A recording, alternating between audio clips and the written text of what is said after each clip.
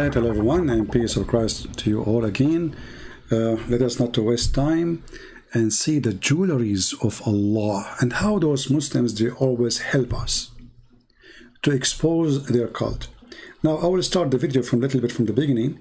And, you know, we just made a video about the sex registry because this guy is an expert. So we will go from there and we will continue and see how this funny, how Muslims they answer, how Muslims they try to refute us. They do really refute, or they play games and they are ashamed of what their God teaching. Let us hear together. One video, it popped up. It was because you mentioned Christian Prince. Okay. And you said you challenged him to a debate. You said you debate anyone. So anyone. So we decided. We know Christian Prince is not going to come down there. Okay. He's not comfortable revealing his identity. Why? But I mean, you're here. Nobody's. If we knew.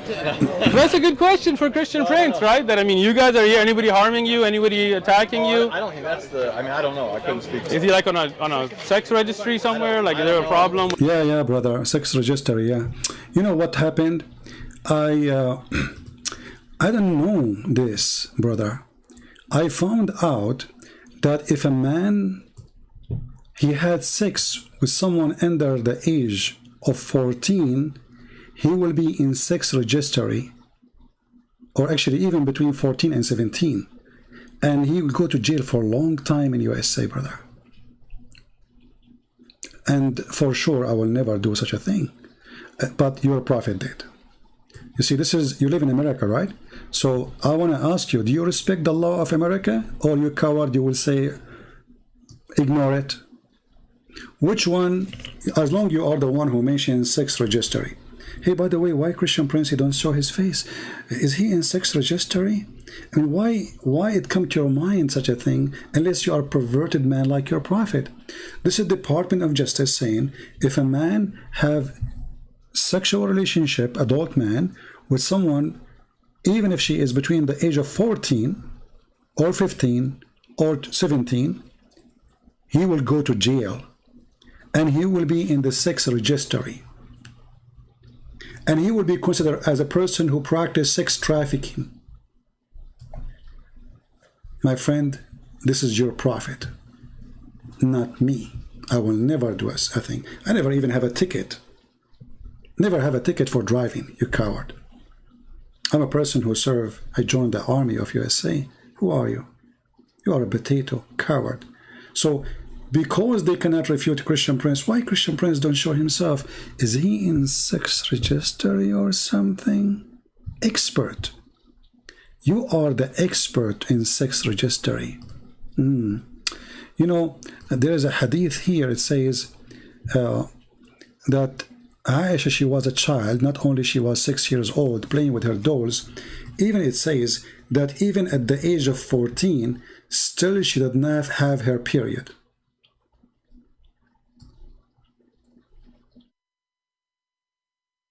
So my friend, according to Department of Justice, your prophet will be arrested in the airport immediately, for he is a sex offender and he is a child molester, and he is practicing sex trafficking, and he is doing child abuse. In the top of that, he is a rapist for a child, and she is a minor. So when a Muslim speak about sex registry, watch your mouth. It is your prophet, the best man of Islam, is the one in the sex registry, not us. Now, let us go back to the topic. You see, because they cannot refute me, so they try to, you know, I mean, shallow, you know, I mean, trashy talk. Is he in sex registry, brother? Hey, do you think I am like Muhammad? Hey, brother, as I know you are coming from Pakistan, and according to Fox News, it says that #1 country in the world who search for porn and sex with the children, or rape, and sex with animals is Pakistan. To the point even Fox News, they call Pakistan, your country, praise be to Allah, Pornistan.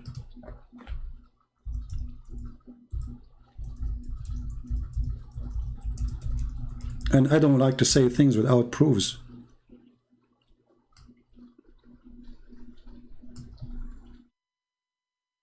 Pornistan, Pakistan. Number one people in the world who search for sex with I mean, what I'm getting here, I'm searching for Fox News. Look what we get. Okay.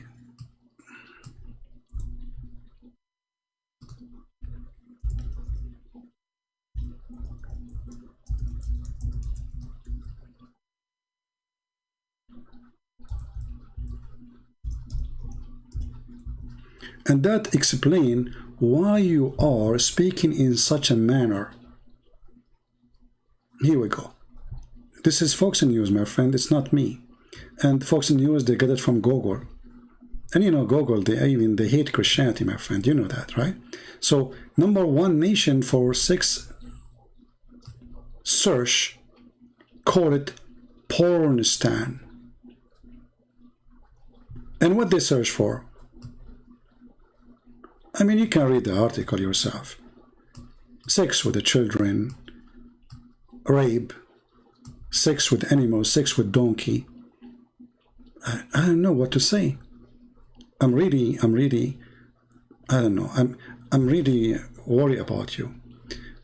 Number one search in Pornistan is sex, camel sex, rape video, child sex video. This is your country. So as you see in America, we have a law. If someone like Muhammad arrived to the airport, we put him in sex registry and he will be arrested, and wherever he move, we send a letter to anyone in the neighborhood says Muhammad Rasulullah, he is a sex offender, he's a child molester, he is a neighborhood. Watch your children's.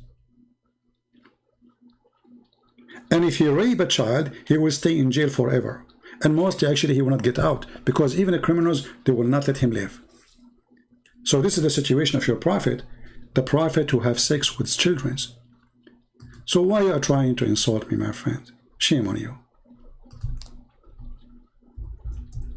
Now the Muslims, all of them, they will be upset from you, because if you did not speak in such a way, I will not be mentioning this. But sadly, you force me.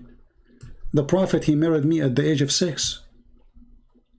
I mean, this is, and you will say to us that Aisha, she was a woman at that age. And actually there's a story says that Aisha, she raped the prophet. The prophet was naive. He was 54 years old. Aisha, she asked him to go to the dark room, and she told him, if you take off your pant, I will give you candies. And the prophet, he is so decent, he do not know what's going on. So he took off his pant, and then she told him, okay, now if you show me your something between your legs, I will give you more baklava. The prophet, he said, okay, I will show you. Then Aisha, she jumped on him and she did what she did. And all of us, we knew the rest of the story. And not to forget that Allah, he made Muhammad see her in his dream. I was wondering what he was seeing. Someone, she is 6 years old. Allah told him in the dream that you have to marry Aisha. And you are talking about sex offenders and sex registry. Mut'a boy. Now we go to the video. This topic is already covered. You can watch previous video and see how Muhammad is totally a perverted man with all the proofs and reference. Now we go here in the video, and now this guy, he will show us his knowledge. He's very knowledgeable, by the way. I mean, we have to admit, knowledge is all over the place. With showing his face, I show my face. I don't have a problem. You're here. Yeah. Face, but Right, so why would he be ashamed of showing? My friend, I'm not ashamed. If I am ashamed, I will not be exposing your prophet, and I will not write 4 books. There's no coward will write 4 books about your filthy prophet. And no coward will dare to say filthy prophet. Only coward, they will never dare to do so. And you are a potato. I challenge you to say in the middle of America that we have to do jihad against America, which is the Quran is teaching you. Isn't it the Quran says in chapter 5 verse 51, take not Christians and Jews as friends? Do you pay tax? If you pay tax, you are one of them. Do you accept the president in the White House as a president? If you do so, you are one of them. Do you carry an American passport? If you do so, you are one of them. That's what the Quran says.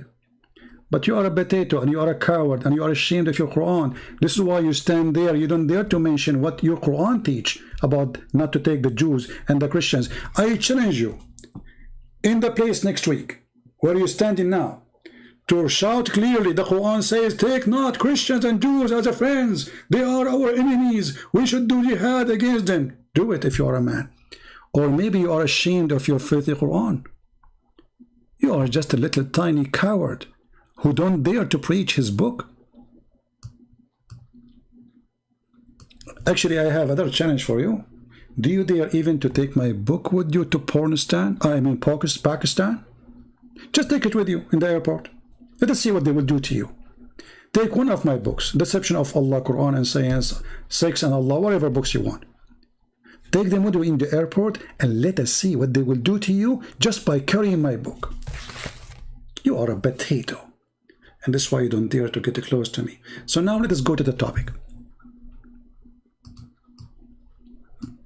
Let us see. Answering if you let me speak.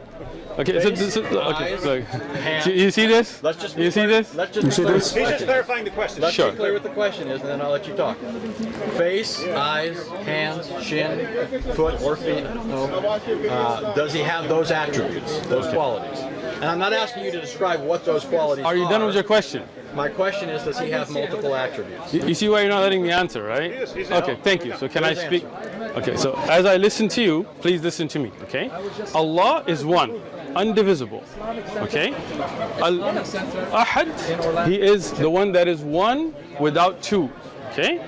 He has sifat that are all His. And sifat? Can I finish? I'll explain it. No, I don't need you to define it for me. Thank you. I'm asking you to. I will. Okay. See, when I asked you to let me speak, you interrupted me again. But if you just let me, don't be insulting towards me. Let me speak. You're being insulting. All I'm asking you to do is. Am I being insulting or am I trying to answer here? Well, Would? No, actually, you are not answering. The question was, Allah have hands, Allah have feet, Allah. Who care if Allah He have description? This is not the question. This is why they are not interrupting you. They are trying to correct you because you are trying to play a game that you understand the question in different way. When this is not the question. They are asking you, do Allah have parts? So you start saying Allah have description. But this is not the question. And when they try to correct you, you play a victim as usual. Oh, see, they will not let me talk. But this is not the question. You are answering a question they did not ask. Always, they play victims.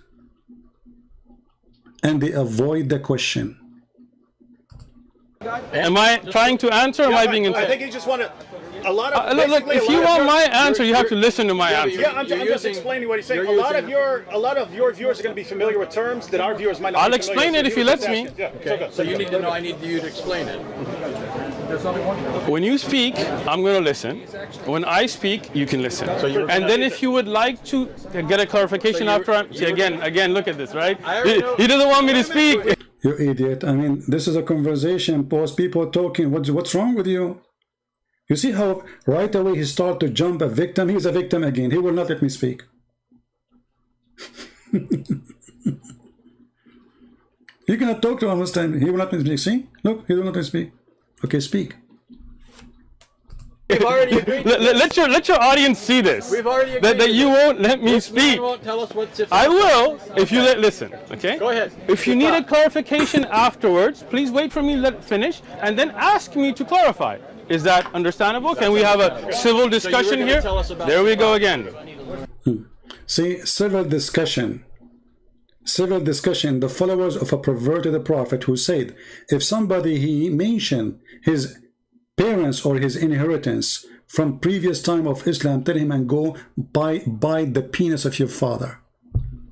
Where was your prophet in his ethic and the prophet of biting penises?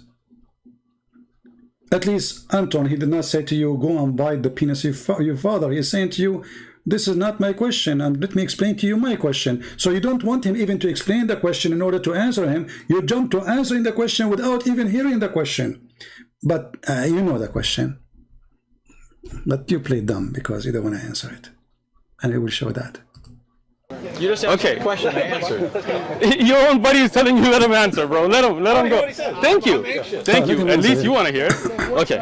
So when you talk about sifat, they are of Allah's characteristics. They're not divisible. You cannot take the hand away from the face. They are all a part of Allah. Okay? Part? They are all part of Allah. Did you hear it?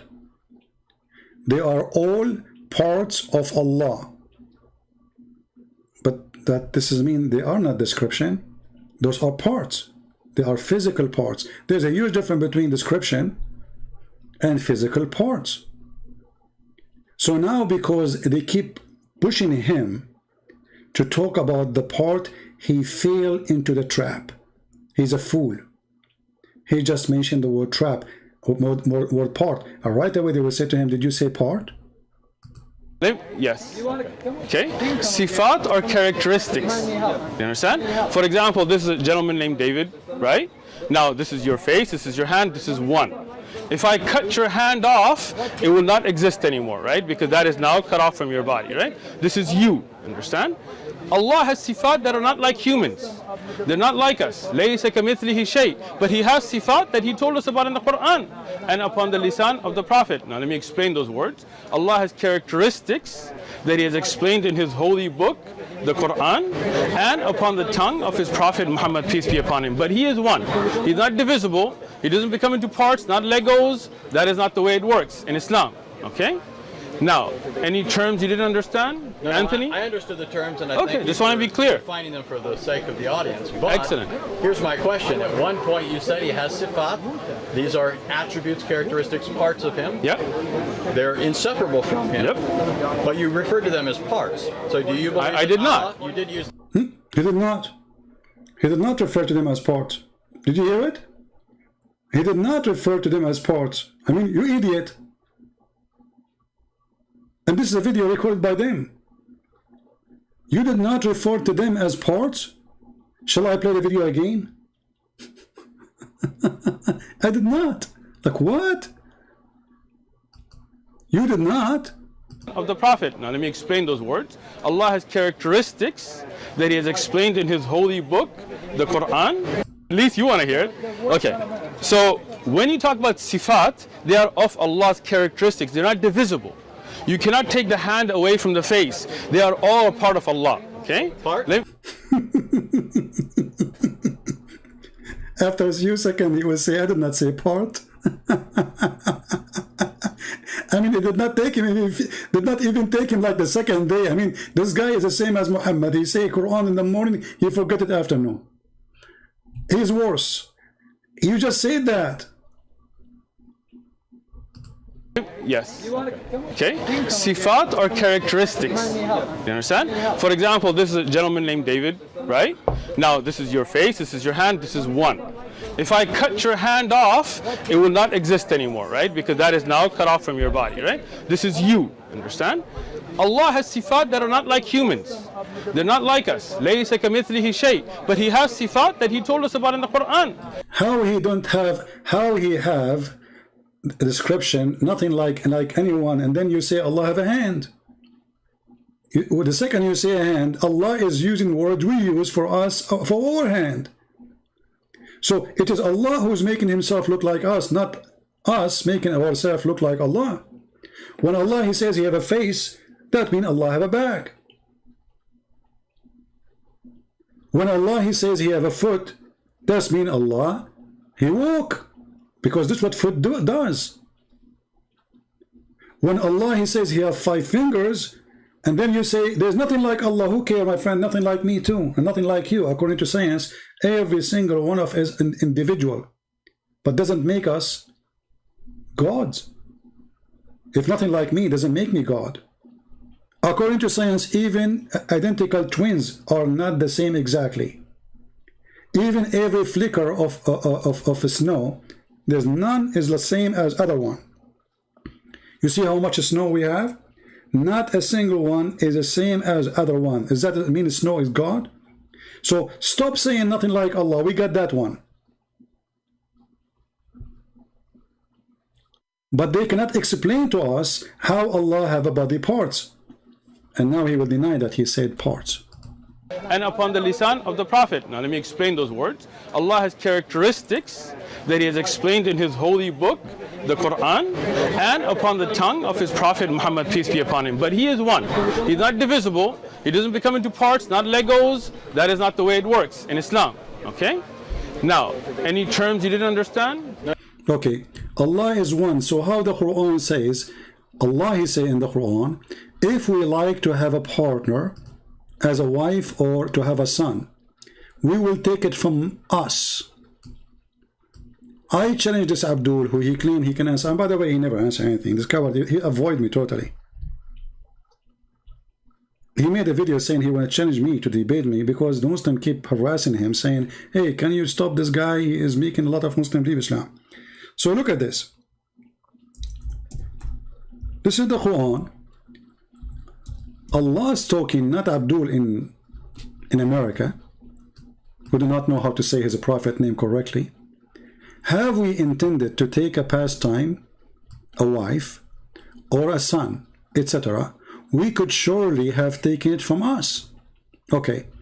When we say the Muslims, hey Muslims, Allah, He keeps saying we. They say Allah speak about Himself as a majestic king.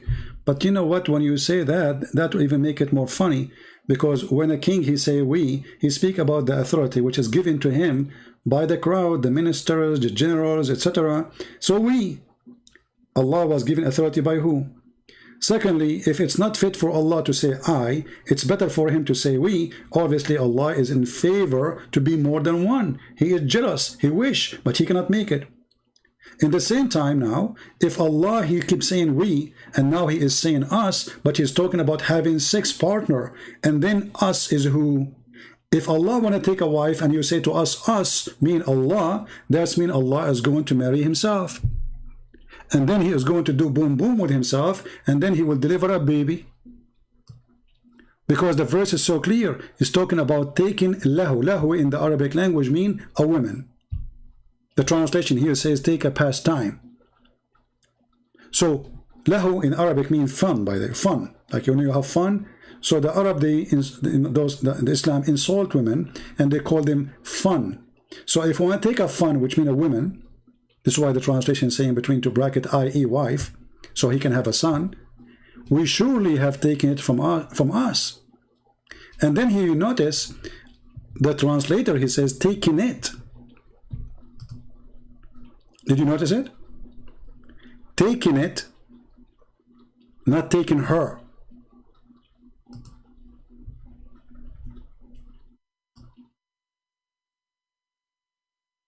So what is the object which Allah is going to take as a wife, which is part of Him?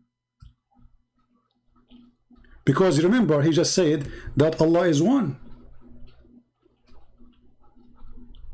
And Allah is going to have sex with it, which is from us. Are you listening, Muslims? So when this Abdul tried to explain something, he himself, he is so scared to go in details, otherwise the Muslim themselves, they will jump all over him. This is a very sensitive topic, and the biggest scholars of Islam, they avoid it. And this is why this guy, he is in the limbo, like he don't know what to say.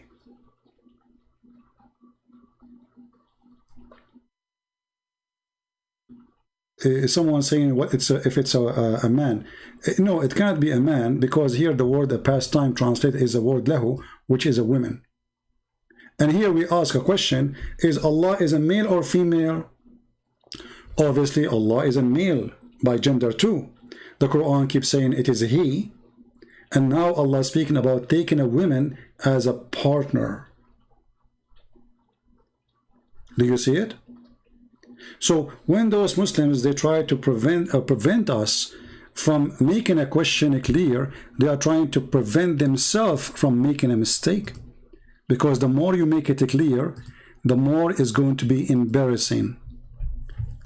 We go back to the video so we can laugh more.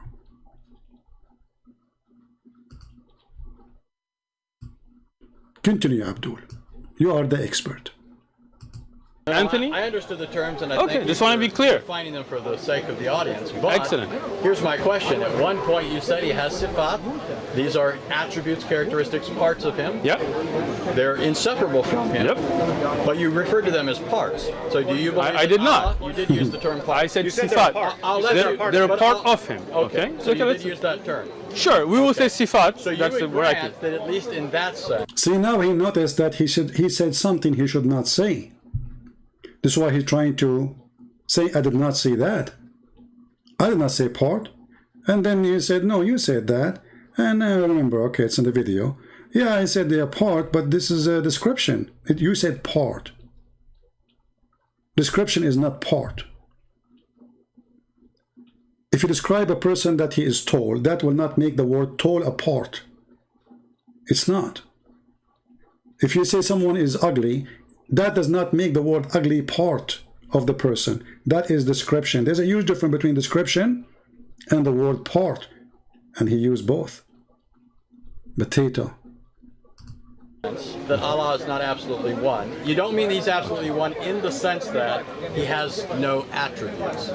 He has attributes. You want me to respond? Yes. You see how I listen to you respectfully without interrupting you? No, I do need to do that because no, we're not, because you already interrupted. You see, you're interrupting now. This guy is talking and you're interrupting him, but he don't complain. This is the difference.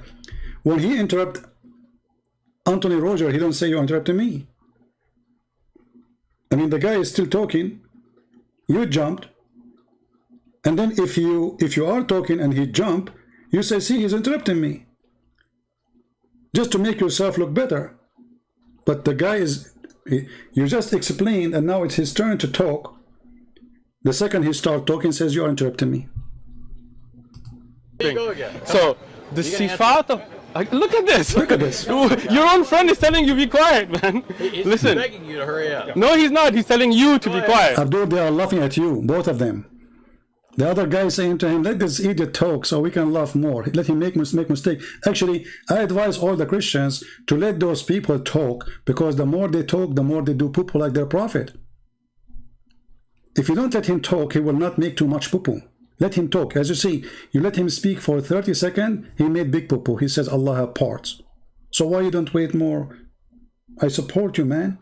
Go ahead. I'm interested in the answer. Thank you. And then I want to hear a response. Okay, so sifat are not things that make you more than one. This is your misunderstanding. Okay, when Allah is one, He's indivisible, absolutely one. His sifat is His. That does not make Him more than one. This is your misunderstanding. If you had studied Aqidah, and if you like to, we have durus, you can learn them, you would have known that the sifat of Allah are unique to Him and are only His and are part of Him. They are not divisible. Having sifat does not make you more than one. This is your misunderstanding. Can I finish now? Oh, are you finished? No, I'm not. If I was finished, then I wouldn't be talking anymore, right? Thank you. Now, if you look at any object in this worldly things, right? Like, I mean, I'm giving you just a worldly example, right? If you look at a tree, right? A tree is one. If a tree has leaves and fruits and all of that, that doesn't mean that the tree is more than one. Now, if the fruit breaks from the tree, it's no longer a part of the tree, right? Now it's no longer a characteristic of the tree itself. Understand? Allah is one. He has sifat, but that does not make Him more than one. Are we clear? So what this tree thing about you mentioned, what does that mean? First of all, let us show you again how this guy is a fool, and obviously he did not understand his religion. If we go in the hadith, we will find this. Let us go there.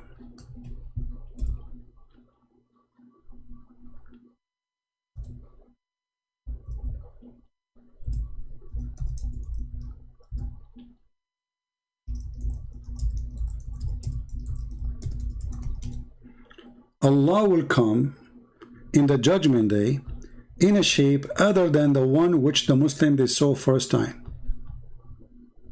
And remember carefully here, this is not in description other than, it is in a shape. Let us, okay. And this hadith is very sahih. This is very authentic. So Allah will come in the shape, and that shape, let us go. This is, as you see, Sahih al-Bukhari. This is hadith number, this is the first hadith, 4581. This is the second hadith,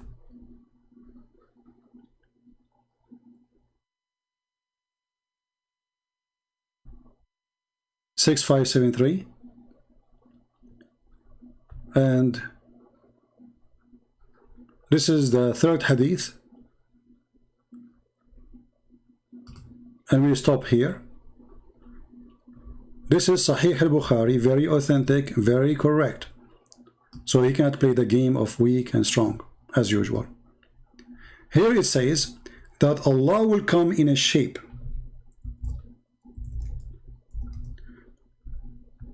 other than the one which they saw first time. Remember, he said, if a fruit fell off a tree, this fruit is no longer part of that tree. All right.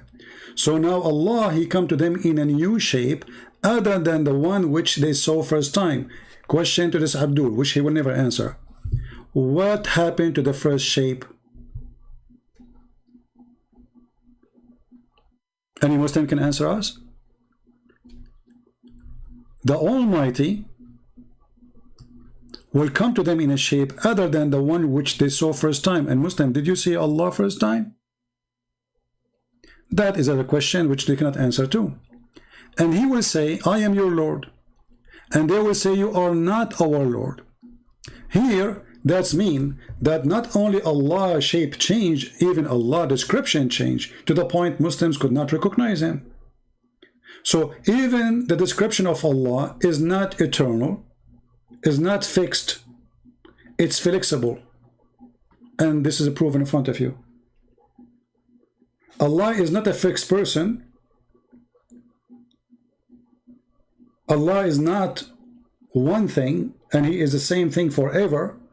Allah is a changeable character, and he changed his shape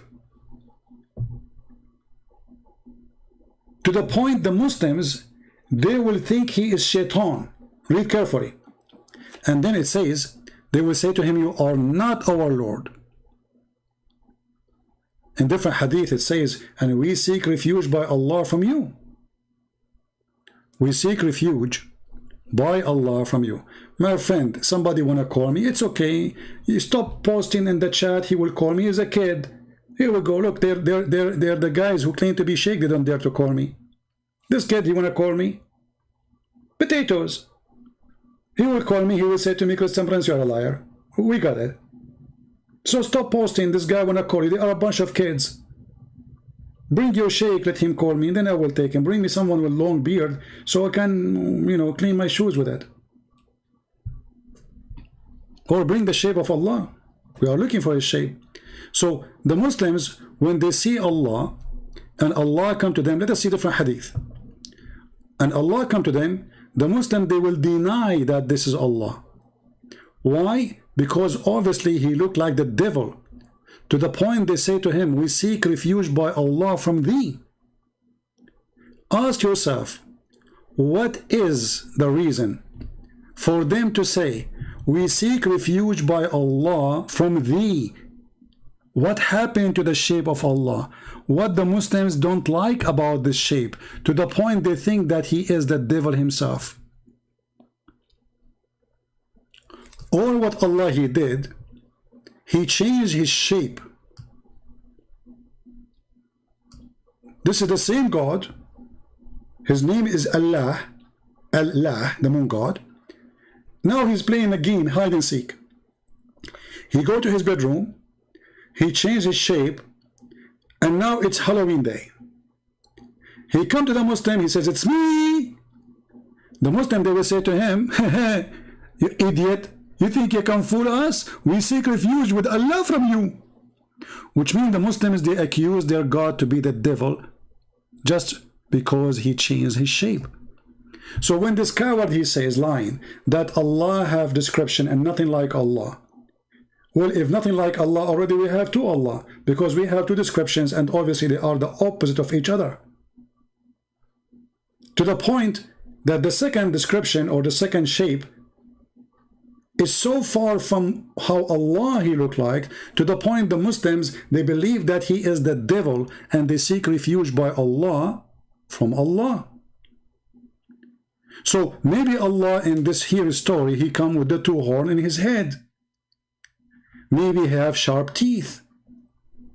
Maybe his tail is shorter than the other shape. But for sure, the Muslim, they did not see in this new Allah anything have to do with the old Allah. And if you don't believe me, the story in front of you. And I challenge all the Muslims who they will make comment after, as usual. And I know what the comment, Jesus is not God and there's no Trinity. We got it, we got it. They changed the topic in the speed of light. Abdul, this is not the topic. Jesus is not God, okay? I'm going to post an article for you from Islam that webcam for porn. Abdul, this is not the topic. The topic is when the Muslim they seek refuge from Allah to Allah. Which Allah of them is the true Allah, and what happened to the original Allah? And how Muslims, they could not recognize their God just because he changed his shape. And how you Muslim, you recognize Allah anyway? Do you see it?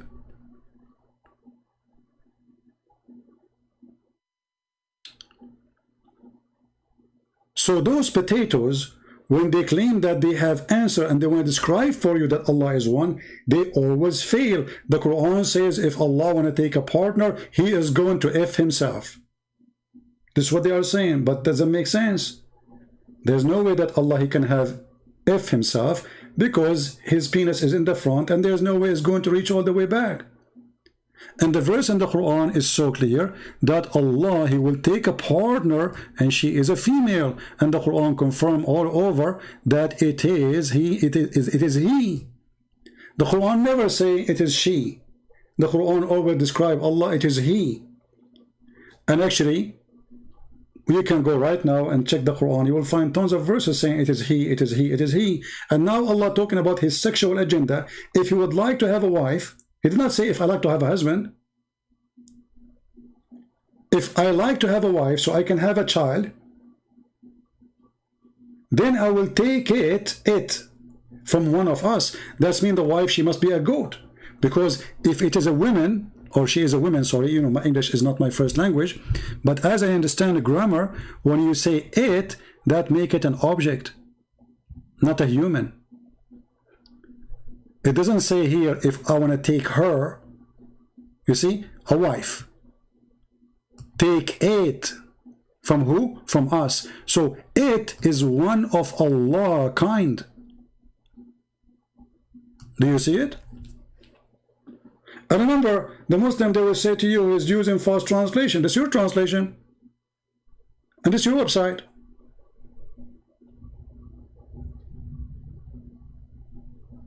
Anything is embarrassing,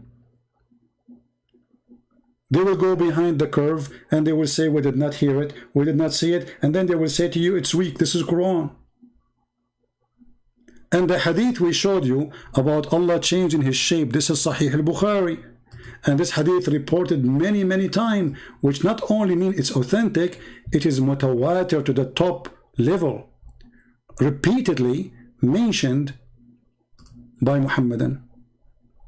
So when this guy, he says, there's nothing like Allah we love, because here we go, Allah, which Allah? First Allah or second Allah?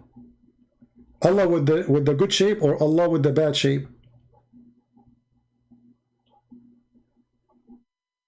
And then Allah, he come to them in the shape they know. And he will say, I'm your Lord. They will say, no doubt you are our Lord. So look what happened. Allah's shape changed. Muslims accepted the new shape.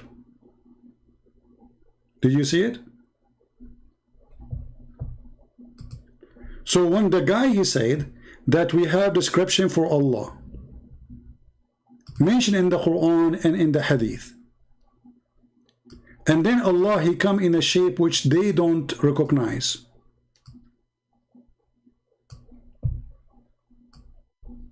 What is the description of that Allah who you cannot recognize? And what happened to that description? And what happened to the body parts of that Allah, which Muslim, when they saw, remember, this hadith here is about we will see Allah. They will see him physically. And then they will say to them, how we will recognize Allah? Muhammad, he said, from his shin. And then the shin of Allah will do instructees. Have you ever heard of a religion?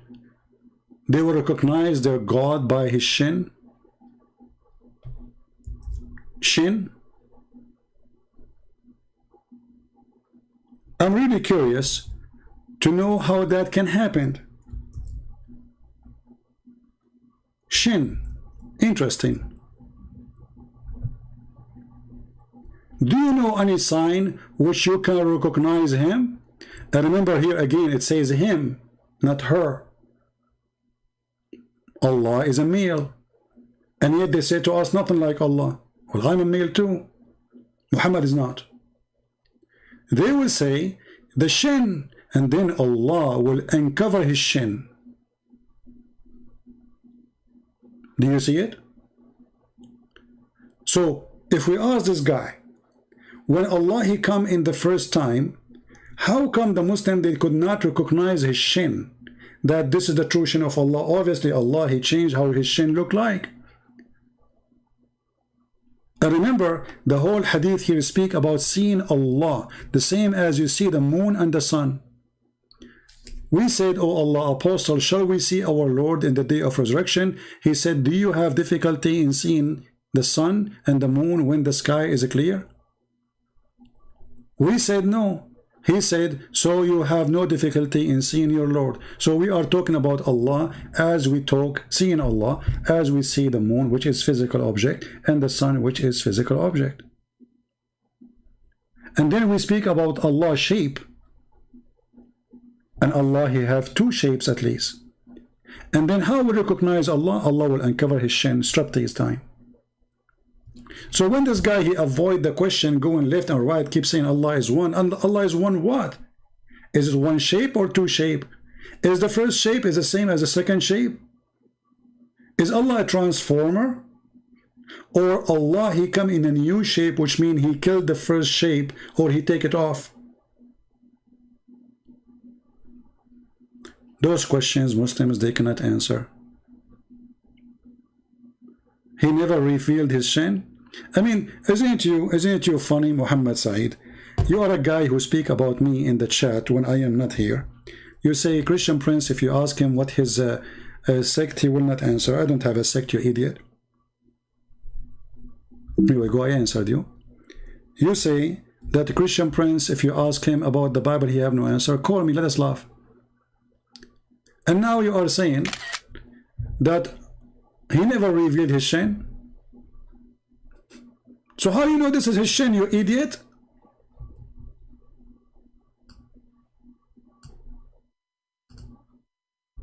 What if this is the shin of a belly dancer? How you will know that this is the shin of Allah? How we recognize Allah from his shin?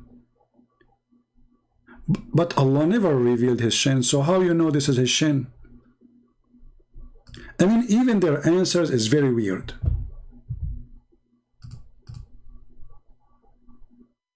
Brother, Allah never revealed his sin. Well, I'm so glad he did not.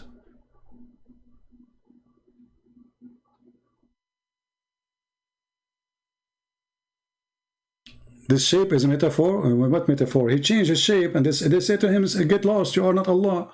What metaphor? And they are talking about seeing Allah, literally, physically. Let us go back to the video. So, what he's trying to say that Allah is one and nothing like Allah, those are the stories we heard before. They are repeating each other. He is repeating somehow Zakir. But al-Fitr, Allah, he described himself in the Quran. Allah, he said he have hands. Allah, he have a faith. But is the faith of Allah like your faith, brother? No, brother.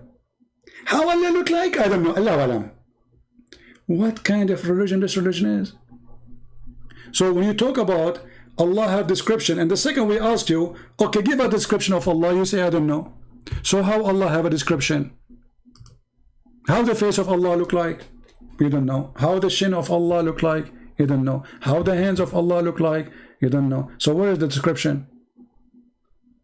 Isn't it funny you say Allah have description, but you could not describe him? This is why I say stupidity is amazing. Brother, the Quran told us the description of Allah. Okay, give me the description of Allah. Allah is great. You're stupid. This is not description. Allah is holy. Abdul is holy. This is what you claim. Describe your Allah. Describe him. Allah is a physical being. He have hands. He have a foot. He have a shin. Describe him for us. He have a foot. Describe the foot. I cannot do that. So you have no description of Allah. What you have is the name of the body parts, and those are not description. For there's billions of creatures have foot and leg and hand. If there is somebody is wanted, do you say to them he have a hand? They will laugh at you. They will say everybody have a hand, you idiot. So that cannot be description.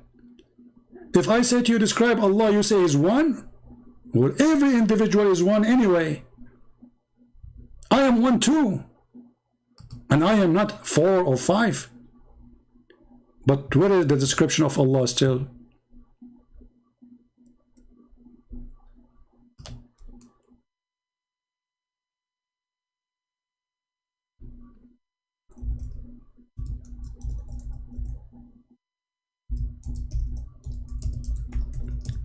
If we ask the sheikhs how Allah looks like, okay, let us go here and see how Allah looks like.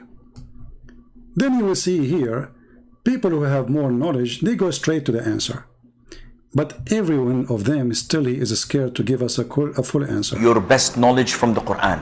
Don't devote 5 minutes a day, 10 minutes a day to the Quran. No, devote more, an hour and a half to recite the Quran and to learn what it says at the same time. Now, in the Quran, Surah Al-Rahman, Allah Azza wa Jal says, وَيَبْقَى وَجْهُ رَبِّكَ ذُو الْجَلَالِ وَالْإِكْرَامِ. Everything will be perished except Allah Azza wa Jal. And here Allah Azza wa Jal is referring to himself by saying that his face will remain, which means Allah Azza wa Jal subhanahu wa ta'ala will not perish. He is the first without a beginning, and he is the last without an ending. Azza wa Jal. He's the creator of the all, what you see and what you do not see. And he's not created, and he does not die, and he does not have an ending, subhanahu wa ta'ala. So Allah described in the Quran that he has a face. Allah described in the Quran that he has 2 hands. When he addressed Iblis, Satan, and he told him, what prevented you from prostrating to what I have created with my 2 hands? So this is what Allah described himself. Allah says in Surah Al-Qalam that on the day of judgment, Allah Azza wa Jal would uplift and show his leg. وَيُكْشَفُ عَنْ سَاقٍ وَيُدْعَوْنَ إِلَى السُّجُودِ. And they are called to prostrate, and everyone prostrates except the hypocrites. All the believers will prostrate, and the hypocrites will try to prostrate, and their back goes one. Okay, so the shin worshippers, people, the Muslim, they will bow down to the shin of Allah. So what is the description of Allah? Those are his body parts. This is why when you talk to a Muslim and you let him talk, he will speak forever. You have to interrupt him to force him to answer the question. Otherwise, they will never answer a question. All what we heard until now have nothing to do with Allah's description, how Allah look like. All what we learned that Allah have hands, have a shin, have a face, have 5 fingers, okay, and he sat in a chair, he have a butt. What is that? Still, we do not know who is this one you are talking about. Because there's billions of creatures have such a look.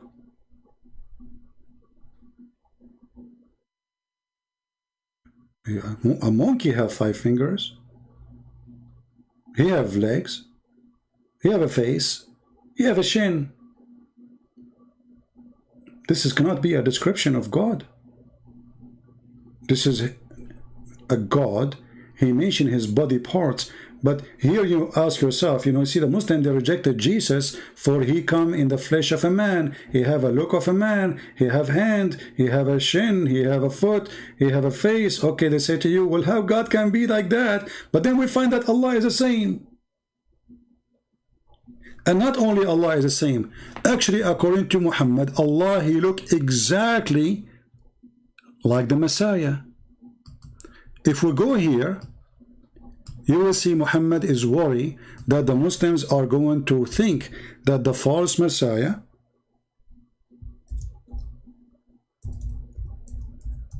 will think that the false Messiah is the true Allah. And then he describe how the false Messiah looked like. All those hadith about the same story. And here Muhammad, he described, and as you see, this is Sahih hadith. Muhammad, he said to them, I have told you so much about the Dajjal that I am afraid that you may not understand that the Dajjal, not Antichrist, the Dajjal is the false Messiah. The Dajjal simply, the Dajjal word mean kadhab, a liar. So the Masih al-Dajjal is the false Messiah. Translation of Antichrist is false translation. Muslims do not have Antichrist. They have false Messiah. So this is a person, he will come and he will claim to be the false Messiah and he will do miracles. Muhammad is worried. I'm afraid that you may not understand that the false Messiah is short, hinted, woolly-haired, one-eyed, and eye-sightless, and neither protruding nor deep-seated. And if you are confused about him, know that your Lord is not one-eyed. What is that telling us? Muhammad is afraid that the Muslims, they will think that the false Messiah is Allah. But hold on. If Allah is not a man, why Muhammad is afraid that those Muslims, they will think Allah is the false Messiah? This guy is a man. And Muhammad, he did not deny that Allah have a physical look like a man. Or what he said, that guy, he have a problem in the right eye.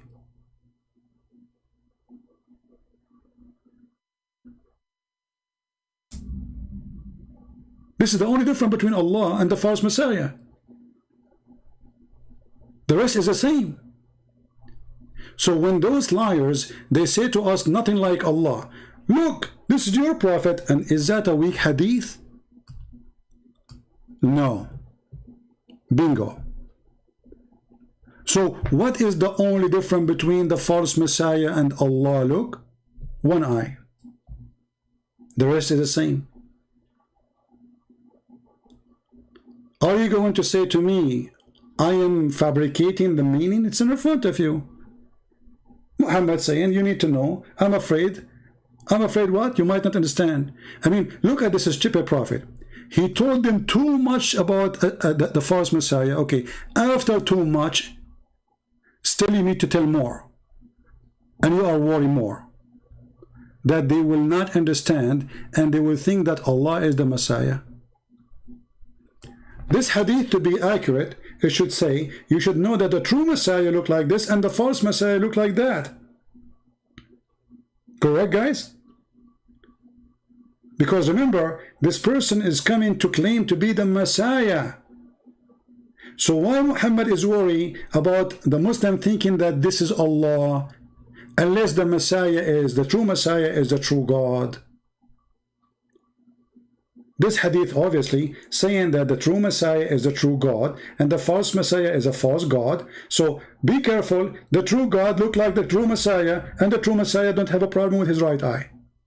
The false Messiah, who is not the true God, he looked like this. Otherwise, I challenge a Muslim to tell me, what is the connection between Allah look and the false Messiah? Remembering that the false Messiah will say, I am the Messiah. He will not even say, I'm Allah.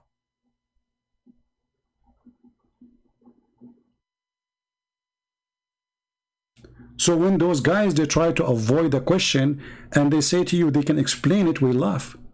Let us go back to the video so we can laugh more.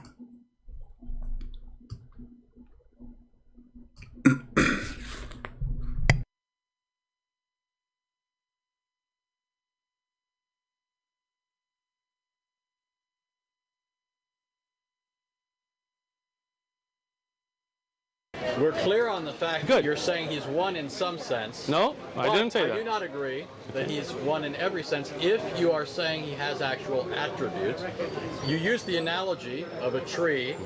A tree is composite. It has parts. It has branches. It has leaves. I grant that if something's cut off of the tree, it's no longer part of the tree. Excellent. But the tree is made up of parts. If that's what you mean by saying Allah is one, then you are saying that your God, who is one, in the sense that he's only one being, is a composite of parts. So he's not absolutely one. Can I finish? There is diversity in unity in your deity. Is that true? No. Can I explain it now? Go ahead. All right. I give you the example of a tree, and as I said in the example, it's a worldly example to show you that something that is connected is one. When it breaks, it's no longer one, which we have agreed to now, right? You said that if it breaks away, it's no longer going to be part of the tree. Okay, I'm glad we agreed to that. When we talk about Allah, as I've said repeatedly, He is one, and He does not divide. Okay? This is unique to Allah. Allah is uniquely one. He is only one. His sifat do not make Him more than one. He is not divisible. He's not broken into parts. He is one. His sifat are part of that oneness. He is uniquely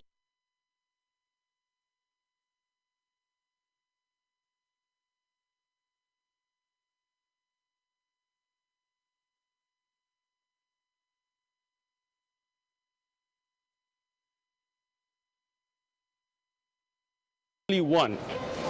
Right. Yeah, I like David. David got yeah. All you're saying, though, is that he is a composite being that cannot be divided. The sifat cannot be separated from him. I'm granting that. You're still saying he's a composite being. Okay. There's no objection here yet. I'm just saying. Okay. Could I just offer grant clarification? Sure. Yeah, because you grant that. Yeah, what I'm hearing. So, if you, as you pointed out, a tree is one tree. Okay. A tree is one tree, but you could say the tree is one in the essence of being a tree or something like that. Okay. But it's more than one in cells or leaves or something like that. So it's a kind of unity and plurality or something like that. So I think all Anthony is saying is Allah like that, in that he's one in essence or nature or something like that, but more than one in attribute or And I'm not objecting something to like that. I understand. I'm not objecting. I'm just clarifying. I'm going to That's where we listen are. first. Yeah. So that's not an objection. So it's not like you need to think. I'm just I don't listening. think you'd be. I don't think you'd be dishonest. So that's not what I'm suggesting here. But that I don't think that you need to think. Okay, what is he after here? Like he's going after this. I'm not going after that. I don't think a lot of Muslims know that, and I think that's accurate. I think that Muslims believe in one being, but they do ascribe to him certain attributes, qualities, characteristics, all hearing, right, all seeing, those sorts of things. But that technically is not belief as you'd find in pagan philosophers in a monad, which is something that's devoid of any kind of attributes. It's an absolute unity. Okay. So, first thing, I just wanted to understand what you're saying. If you're saying Allah has sifat, then no doubt we agree. And I have taught Aqidah, you can look at the lessons, it talks about it, right? Allah is all hearing, all seeing. But I think what the miscommunication we're having, and maybe we just kind of go past this, is thinking if somebody's... I want to stop here about Allah is all hearing, all seeing. Since when? Isn't it your God, he come every third part of the night so he can hear who is praying? And he come physically? Remember, he said Allah is all hearing, Allah is all seeing. But if Allah is all hearing and Allah is all seeing, here that means Muhammad is a liar. Read with me what Muhammad he said, and this is Sahih Muslim. Our Lord the Blessed, the Exalted, descend every night to the lowest heaven when 1/3 of the later part of the night left. And he says, who is supplicating me so that I may answer him? And who is asking me that I may give him? And who is ask forgiveness so I may forgive him?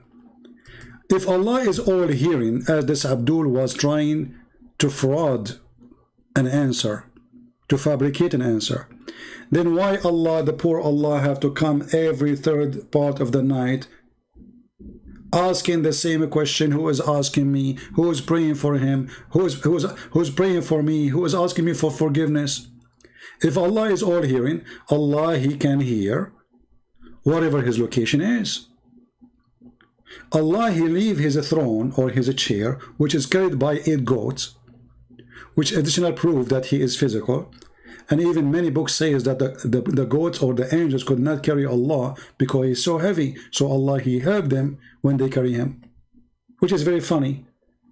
I mean, is that the chair is so heavy or Allah? So Allah, he come down every 3rd part of the night. Is that because he is all hearing or because he have no good reception? Any Muslim? What is the reason?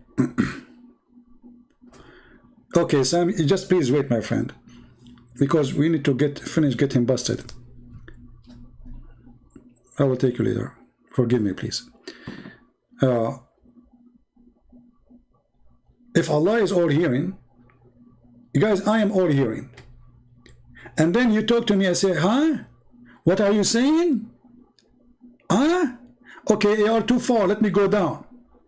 And then I go down to the heaven number 6, and I say, like, what? What you saying? Okay, hold on, I'm going to heaven number 5. And then, hello? What? You know what? I'm too far still. Let me go down one more. So Allah, he keep going one more, until he is in the lowest heaven. And the purpose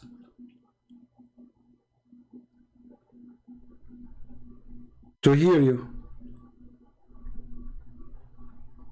Guys, did I lose my connection? I think it's working, no? It's working fine from my side. So this is an answer for the lies when they say that Allah is all hearing, Allah is all seeing.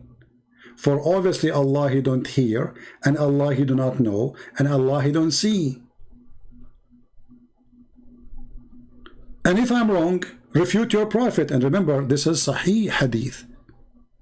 Don't play the game of weak and the weak argument of weak Hadith, which means we Muslims, we fabricate stories about the prophet and we say what he did not say, which means we Muslims are not trustworthy, which means we Muslims are not decent, which means we Muslims, we write stories about the prophet which is not true, which means we Muslims cannot be the people who can give you an answer about Islam because we fabricate stories. This is what they meant when they say a hadith is weak. They are saying to you that we Muslims are not trustworthy because those who wrote the hadith are Muslims, those who collected are Muslims, those who reported are Muslims, and those who taught it are Muslims. And yet they come to us and say this is not true story. And it was true always for centuries. But today it's embarrassing. The internet is making revolution. So when this kid, he says Allah is all hearing, well, I say to you, if Allah is all hearing, he will not change his location. And not to forget to mention that as you see here, Allah, he go inside his creation. Allah go where? Inside his creation. So how Allah, nothing like him, and he is so big, and the throne of Allah is in the size of the earth and the heaven, and then Allah is going inside his heaven. That means Allah shrink. If the throne of Allah alone is in the size of the earth and the heaven together, then we find that Allah is going inside the heaven, which is smaller than his chair. In order for Allah to go inside that heaven, he have to change his size,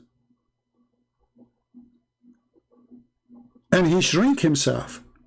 So we can say Allah the shrink, or the shrinked Allah.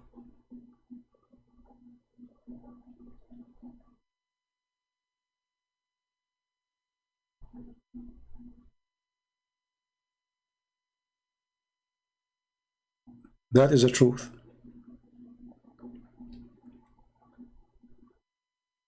So when they lie, they say Allah is all hearing. We laugh. Allah is all hearing, but he did not hear the prayer of Muhammad. Allah is all knowing, but he think that the baby is the sperm coming from the ribs of the women. And men have a sperm coming from their backbone. Allah is all-knowing, but he do not remember which one he created first, the mountains or the stars. So one verse says the mountain first, the other verse says the stars. So when those kids, they say Allah is all-knowing, we laugh. And we prove it with reference, not with speeches. Notice here, until now, this kid, he did not even show us one reference of what he is talking about. Isn't it weird? All of this is just a talk. He said, she said, I say, listen to me, let me answer you. But he did not quote one single proof and statement of what he said. Yet we are the one who is shown in the screen, not one, not two, not a three. Every few seconds he says something, we get him busted with reference, not with a speech. Continue, Abdul. All hearing and all seeing and all knowing, that can somehow make them components that could be taken apart or not a whole as one. I don't think having the ability to hear everything and see everything makes Allah, where Allah is not wholly one. Okay, so, but anyway. So let me, go ahead. Can I ask? So, but you would say that his hearing is not his seeing. Yes. Right. So these are distinct attributes. So we are talking of one Allah. Right. So Allah is and one, but he has these attributes. And these attributes don't leave him. Okay. Now that's where I would like to go after that. Okay. So I mean, you asked me about Islamic Aqidah, right? In Islamic Aqidah, Allah, his attributes are his. He can. Can I finish? Yeah. Man, you are. You drank a lot of coffee this morning or something, man? No. Yesterday we were talking to Hebrew Israelites. And it turned into a My friend, Allah attribute is his. Look at the genius. Allah attribute is his. So you just said Allah attributes. So I have a news for you, Anthony Roger. Allah attribute is his. What the heck is that? What kind of conversation this conversation is? My attribute is mine too. That's why it says mine attribute. Stupidity is amazing. a shouting match. I'll tell you what. His aggression's a little amped up. So hold on, Anthony. You're not talking to Hebrew Israelites. Your aggression needs to get toned down. That's not aggression. Right? Look, your friend that's with you just called it aggression. Yeah. So don't tell me. He was talking to Hebrew Israelites last night. You guys video this, right? David is telling you it's aggression, so please tone it down, Anthony. From your friend. He's helping. Your friend is telling you calm down. Why don't you listen to your... Look, this is now, just change the topic and, go around it, and no reference and no teaching. It just has speeches, and now that you have aggression, as if the guy is grabbing him from his neck. Your friend that came with you. You look like you're ready to jump over the table, man. Right? I like David. How come we haven't met earlier, man? Anthony, I can tell you were a crook. Right. I can tell you were a shooter. Oh yeah, still am. Let's go. You're crook. So that's what they called you, right? Go ahead. What? Mr. Hammer Time, you two keep bumping fists over here. We can bump fists. No. I got you, bro. Don't feel offended. All right. It's going well. So do you remember where we're at? Yes, I. Did he call Anthony Roger bro? Did he call him bro? Can you believe how hypocrite those are? Isn't Islam forbid you from calling the Christians and the Jews brothers and even as a friends? And you are calling a Christian person who not only don't believe in Allah, but he believed that Muhammad is a false prophet and he make videos about him, and you call him bro. Is your Quran saying take not Christians and Jews as your friends? And he says that the one who take them as a friend, he is one of them. So not only you are taking him as a friend now, you are taking him as a bro. I want to know what kind of a hypocrite you are.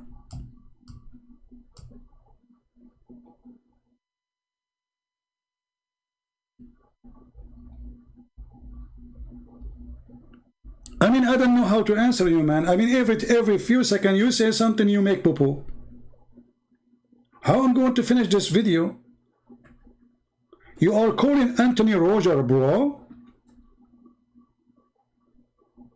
Hey, Muslims, this Sheikh is the brother of Anthony Roger. And he is the one who teach you Aqidah, the knowledge about faith. Is that a taqiyya in the street of America? Or you mean it? We challenge him if he ever dare to make a video to respond to me to say how he can call him bro. Or he will say, I don't mean it. We lie always to Christians. We will never take Christians as brothers. Actually, the Quran forbid the Muslims even to call those who they are own brother, own father, as family, or to love them.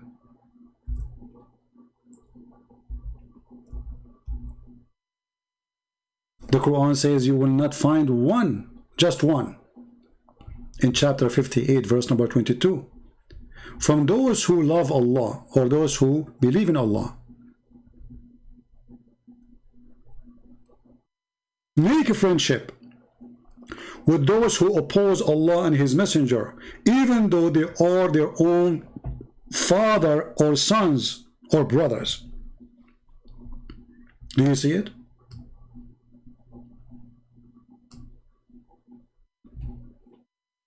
So which Quran this person he practice?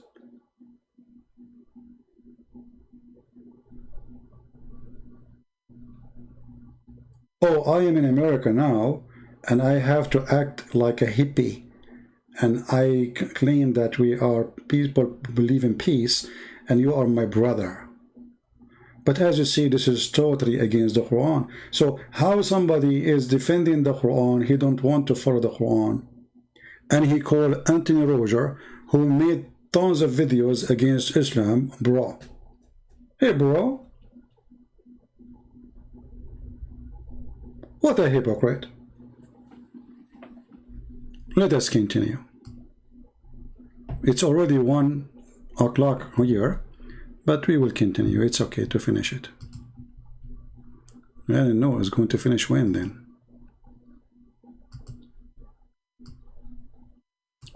Okay, continue.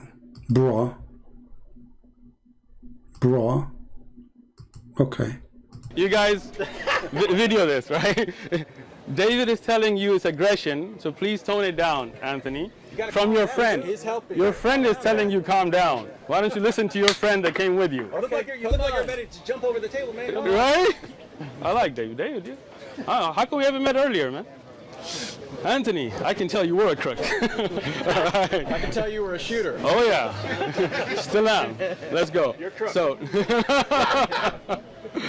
that's what they called you, right? Go ahead. What?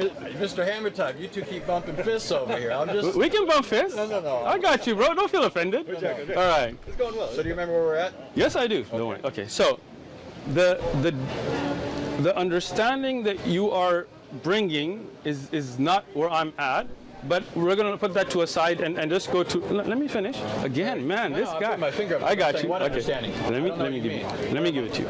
Let me tell you.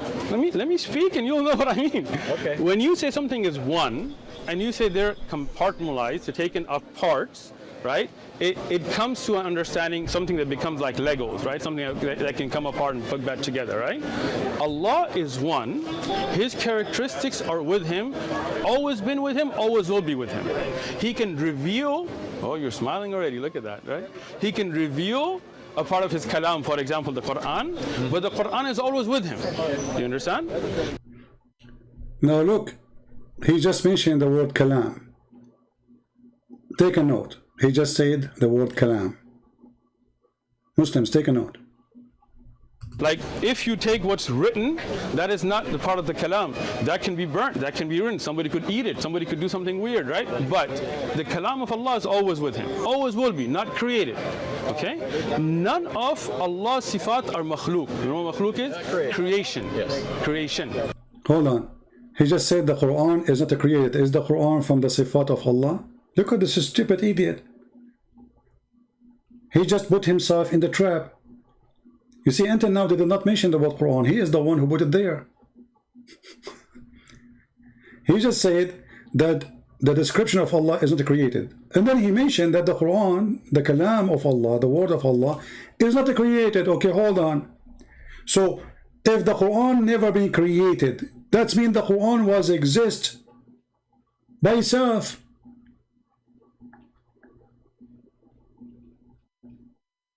And if the Quran is holy, and Allah is holy, now we have two holy. Listen carefully, Muhammadan. The word of Allah is not created. He just said that. This guy, this is why I say to Anthony Roger, please, next time, let him do poo-poo. The more they talk, the more they do mistakes and they expose themselves. Don't interrupt them, my friend. What you said about the word of Allah? Parts, right? It comes to an understanding, something that becomes like Legos, right? Something that can come apart and put back together. Look at this guy here. He is saying to me, stupid idiot, way to be Christian. My friend, I can say to you, stupid idiot, when you are. That make me a true Christian. Because a true Christian is the one who describe you as you is, not the one who say to you, you are smart when you are a donkey. As long you complain about the word idiot, what about your prophet? He say in the Quran that the Christians are equal to animals, and we are filthy najis, dirty, and we are kuffar, and we are the worst of animals. So you are sensitive with the word stupid idiot? And look how good what you said, way to be Christian. So you are saying to me that it's not the way Christian they talk by saying stupid idiot. The way is not to say that, but the Prophet of Allah is saying to people, go and bite the penis of your father or go and lick the clitoris of the lad is the way to be a Muslim. Takbir. You got yourself busted.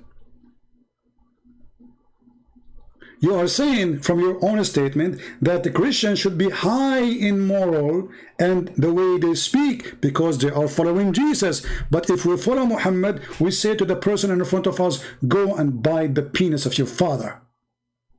And that will make me a good Muslim. Way to be Christian. What a potato. Remember, you are talking to Christian Prince. And by the way, I like this moon next to your name. Look at the moon, brother. I mean the moon wherever we go. And then when you say to them, Allah is the moon God, they say, where's the proof? Like what? Where is the proof that Allah is the moon God?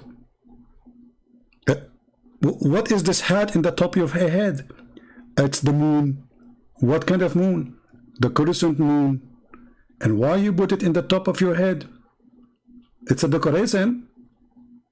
What?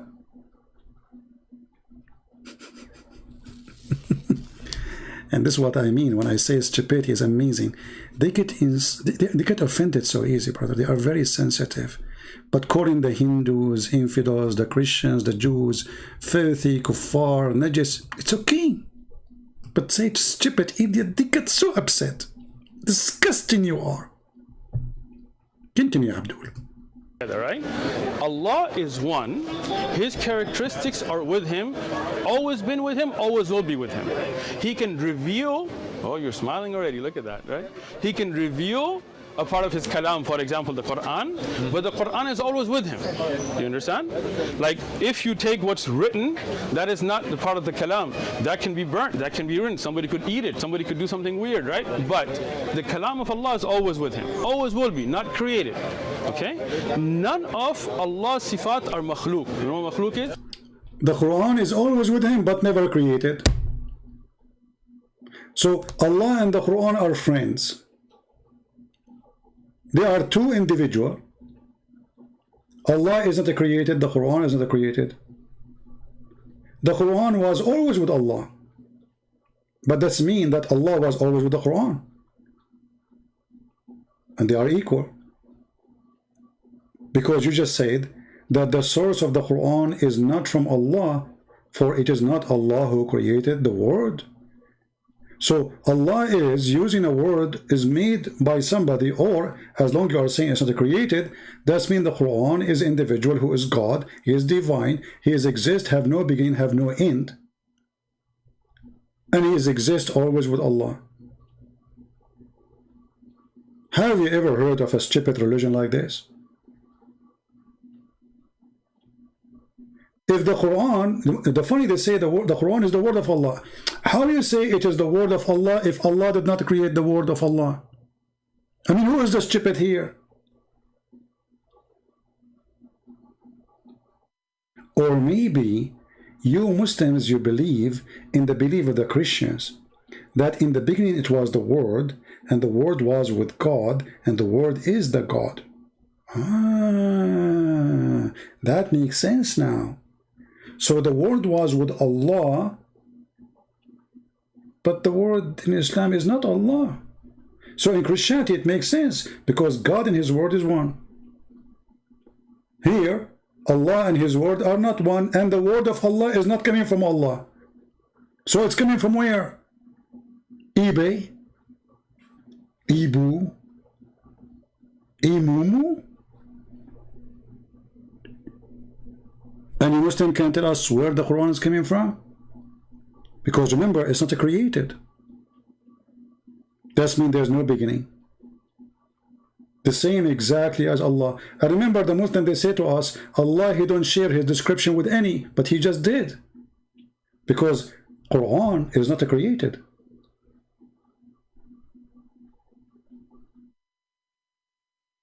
And Allah is not created supposedly. So now we have two uncreated living thing. Continue, Abdul. Creation. Yes. Creation. All right. So this is just the understanding we want to have as a base. Now, my question to you guys, if you don't mind, is: do you believe God is one in the sense that he can become two and come back together, and would he still be the same? So this is why I do this. This is why I clarify this. All right, good. You have described Allah as one, although that does not preclude that he has sifat, attributes. Which would not take away. Christians have classically made the same claim. Okay. Okay. I don't think a lot of Muslims know that this is the Christian view. So that, for example, at least with respect to the attributes of God, I mean, I think we go a bit further though. But when it comes to the persons of the Trinity, your description of attributes, come. Your description of sifat. Come, man. You look like you're bored, man. Come here. You're looking around, looking at. Your description of sifat. You got three guys. Assuming I'm understanding you.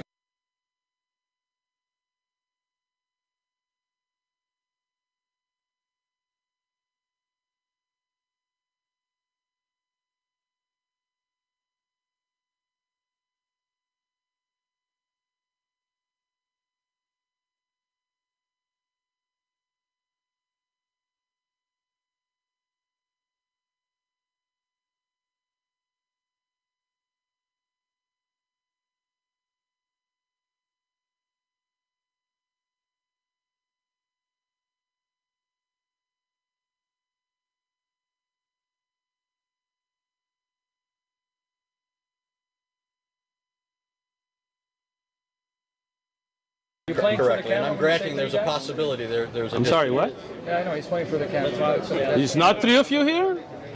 Can you not count? Or is it one of you guys? Let's talk here. I'm trying to understand. Go ahead.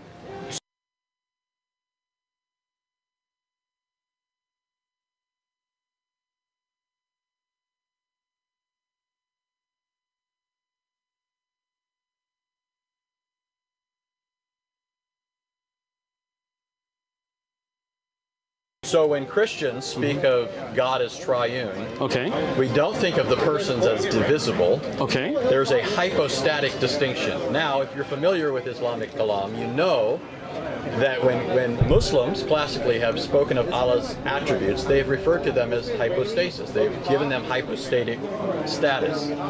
That's all Christians have ever said when it comes to the persons of the Trinity.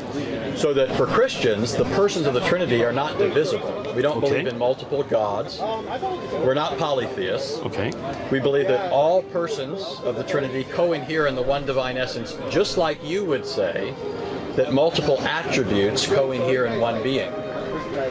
Now, I do think, though, there's a fundamental distinction between the Christian view and the Muslim view, which is there does seem to me, in some Islamic thought at least, and you could tell me this is not your view, there seems to be a radical bifurcation between Allah and His attributes. So, for example, I'll just give you an example, and you can tell me what you think of that. Some Muslims I talk to will tell me that Allah Himself cannot be present in His creation, but His attributes can. The attribute of seeing, for example. So that's just. Do you want me to answer you? Yes. See how that's where we're at, and that's where. Do you see how I respectfully, even though I had a lot to say, I just stayed quiet and listened to you? Did you see that? Yeah, we're past that. Come on. We're not, because. Okay. So, first thing, your delving in kalam to me is useless, right? Because I don't believe in ilm al-kalam. Okay. But I'm saying I thought that was your view, and you could correct me if that's not your view. I do not believe in ilm al-kalam, so obviously that's not my view. But I'm just using kalam in the sense of theology, like akida. Do you know what kalam is? Yeah. What is kalam? Well, it's philosophy, but no, it's not. But that's falsafa. Well, but it's. So you don't know what it's kalam the same is. idea. Let me show you that how he is a certified idiot. Guys, he is saying he don't believe in ilm al-kalam. Now, Anthony, he don't speak Arabic. He is not an Arab. You know, it's not a secret. But now this guy, he want to show them, he changed the topic to make it about Arabic, and you do not know. This is like what Mimi Hijab, he said to David Wood. I know this is coming. You don't know Arabic, and you don't know Hebrew. And Elijah Amin is God with us. So he just said to him, do you know what ilm al-kalam, which means the science of kalam? We will talk about this. Anthony Roger, who is not a Muslim, he says philosophy. The guy, he said, no, it's not. You do not know. If I search in 2 seconds in YouTube, I will find you how the Muslims, they agree that it is nothing but philosophy, and this guy is a certified donkey. Let me search. I mean, how in the world this guy, even he called himself a sheikh. Here we go. We just found a video. And this is a sheikh, not like you.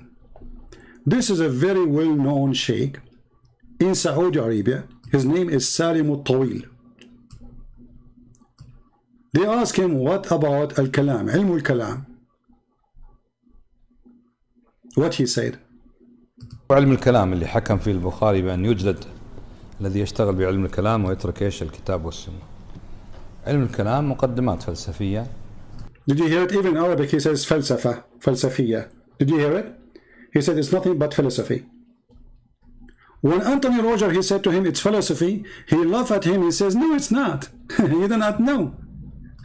You don't know. You don't know. So this guy is the one who knows. When the truth is that Anthony Roger was right and you are a certified idiot. They love to show off, but they don't love to share the truth. Let us hear it again, saying to Anthony Roger that the science of kalam, which is speeches, which is philosophy, is not philosophy. You are wrong. One being. Now, I do think, though, there's a fundamental distinction between the Christian view and the Muslim view, which is there does seem to me, in some Islamic thought at least, and you could tell me this is not your view, there seems to be a radical bifurcation between Allah and His attributes. So, for example, I'll just give you an example, and you can tell me what you think of that. Some Muslims I talk to will tell me that Allah Himself cannot be present in His creation, but His attributes can.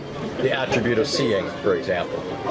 So that's just. Do you want me to answer you? Yes. See how that's where we're at, and that's where. Do you see how I respectfully, even though I had a lot to say, I just stayed quiet and listened to you? Respectful. Did you see that? Yeah, we're past that. Come on. We're not, because. Okay. So, first thing, your delving in kalam to me is useless, right? Because I don't believe in ilm al-kalam. Okay. But I'm saying I thought that was your view, and you could correct me if that's not your view. I do not believe in ilm al-kalam, so obviously that's not my view. But I'm just using kalam in the sense of theology, like akida. Do you know what kalam is? Yeah. What is kalam? Well, it's philosophy, but no, it's not. But that's falsafa. Well, but it's. So you don't know what kalam is. It's the same idea. It is not. Okay. Well, go ahead. What is kalam? Go ahead. Listen, Anthony, what is kalam? Because you brought it up, but obviously you don't understand. In fact, it is you who brought it up, you idiot. It's not him who mentioned the kalam, it is you. And now he will stuck with this topic to avoid talking about the real topic. Suddenly the topic is, what is the science of talk? What is this? Well, the guy is not a sheikh, you are the sheikh. And what does this have to do with the topic, if Allah is one or many? And he said it's not philosophy, when every sheikh in the world, he agree that ilm al-kalam is nothing but philosophy and logic. Now, if we ask him, can you give us a definition? He will not. You see, until now, this guy, he's making his speeches. He never quote a verse. He never quote a hadith. He never quote a statement. He never quote a scholar. It's just two people standing and there's a table between them. Every one of them is giving his thought. I see there's something wrong in this conversation. From the side of the Christian and the side of the Muslims. Why the Christian don't get him busted right away and says, your prophet says this? And instead of says, talking like nothing. I mean, just we are talking. Why the Muslim, he don't get the Christian busted too and say, hey, let me quote for you what the prophet said? This guy, he have no answer. And he's afraid to quote his prophet because it's going to be used against him. For his prophet is in our side, not in their side. That's why I say in any debate I will have with a Muslim, I will win. Why? Because Muhammad is with me.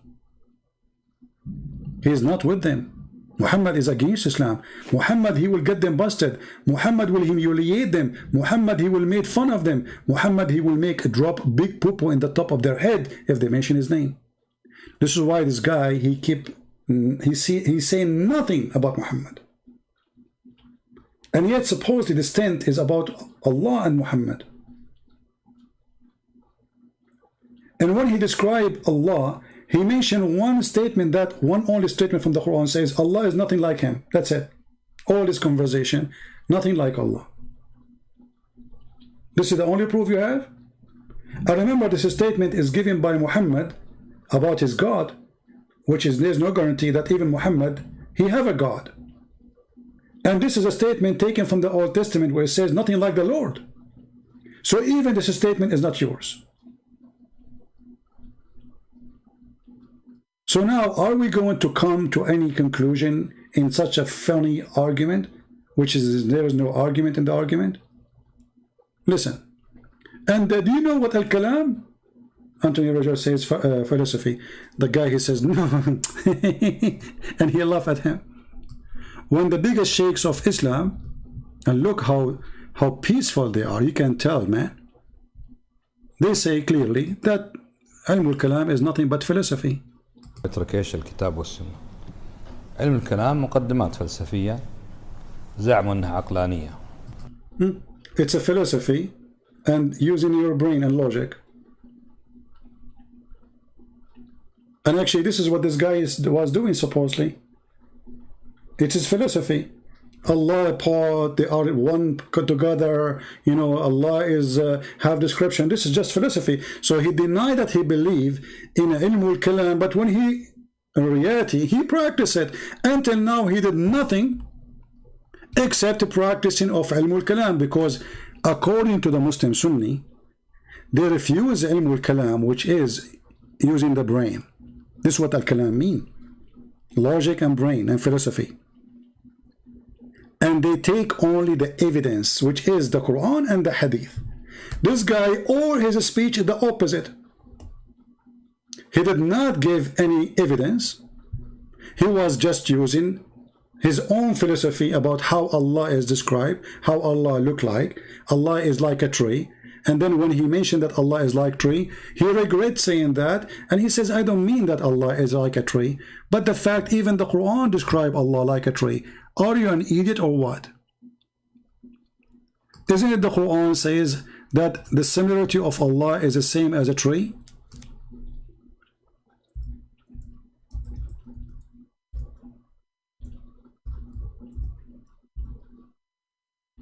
What's wrong with those people?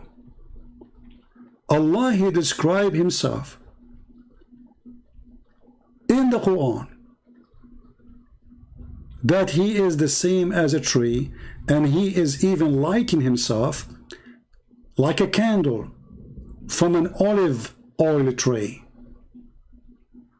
And remember, there's nothing like Allah. And then Allah, he described himself as a tree. Allah, the light of the heaven and the earth. The purple of his light is as if there's a niche, and within it there is a lamp, and the lamp is in a glass, and the glass were a brilliant star, light from the blessed tree, an olive neither of the east, neither of the west. The light of Allah is the same as light in a lamp, lighting itself from olive tree. So Allah is the same as olive tree. But remember, they say to us, Allah not like anything. But here Allah is describing himself and describing how his light function. It's a burning light, not metaphorical. It light from oil, olive oil, which may need a fuel. And it is in a niche, which means it's not enough by itself to be shiny, so we need to put it inside the lamp to make it more glorifying or more shiny. The light by itself is not good. You see, when you put, why you need to put, let us say, the word lamp, because that will make the light spread better, glow better. Allah is saying himself that his light is the same as a lamp in a glass, and the glass as were in a brilliant star, light from blessed tree, an olive neither of the east, neither of the west.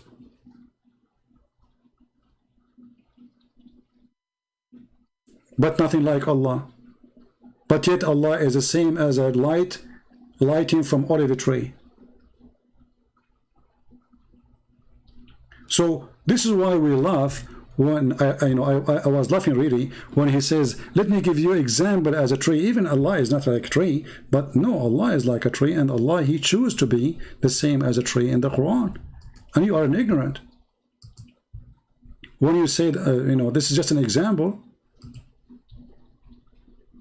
So if we go now to the video again, and I don't know when I'm going to finish this video, because each time this guy he talk, we laugh and we have to make a comment. Understand what kalam is. What is kalam? I'm just using it in the sense of people. I understand you're using it. Of Islamic Aqidah and coming to certain conclusions. I know that your methodology would be Quran and Sunnah. That's how you derived your Aqidah. Anthony, you brought up kalam. I'm just asking you what is. Here we go. He's stuck now. I'm asking you what is kalam. That's it. He is the genius who knows what kalam. He got his chance now to school this guy, the American, who do not know what kalam. And we got you busted. He was right and you were wrong.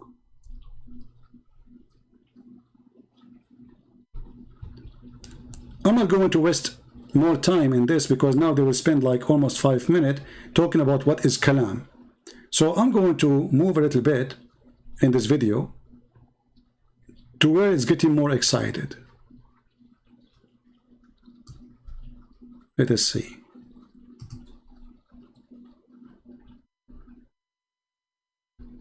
Oh, actually, there is something here, maybe.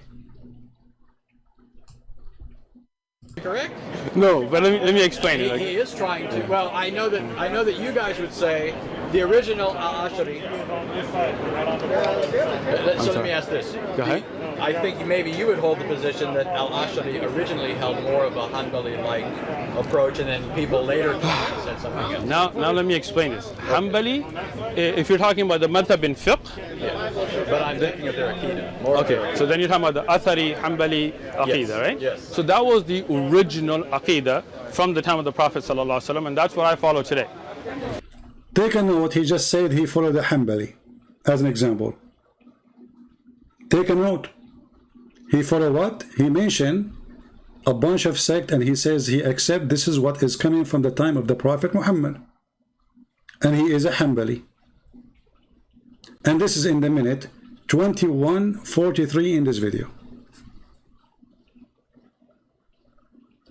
Okay, you are a Hanbali. I can tell, because Hanbal is an idiot, and we will show in a few minutes how stupid he is. Then we move a little bit, because now they will talk about what kalam and ilm al-kalam, when we got him busted already with that. Let us go here. We don't mean that he is the things that are here.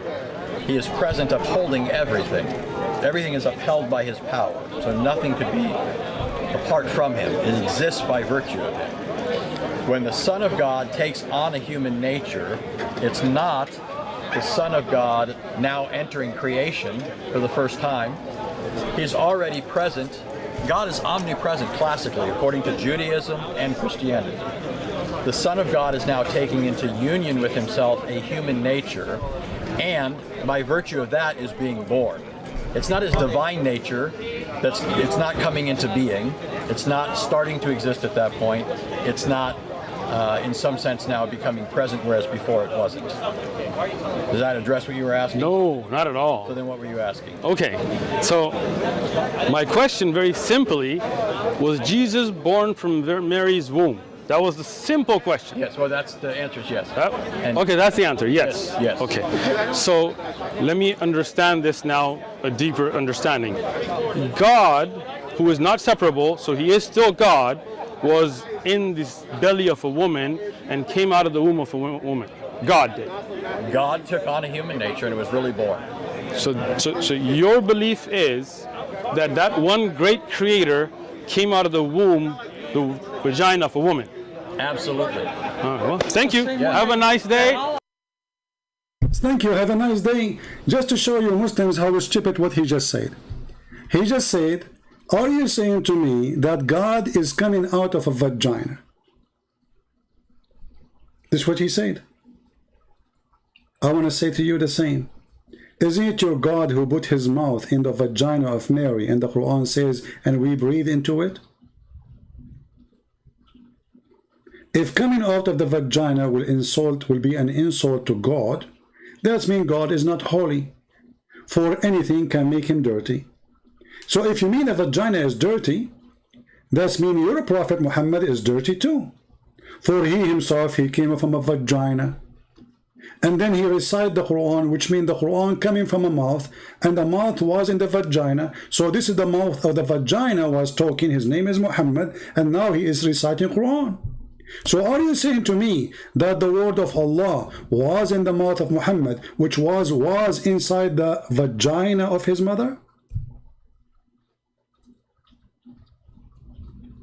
They try to make Jesus look down by saying he is born of a vagina.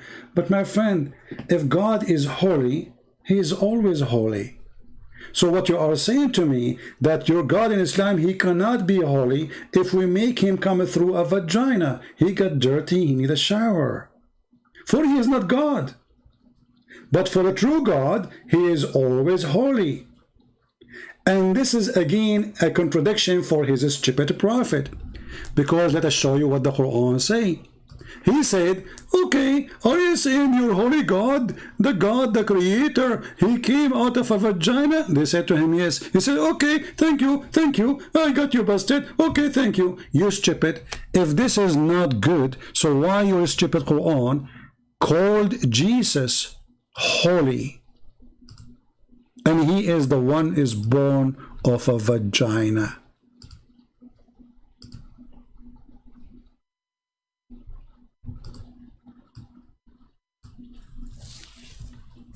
Are you saying that holiness can come out of a vagina, Abdul?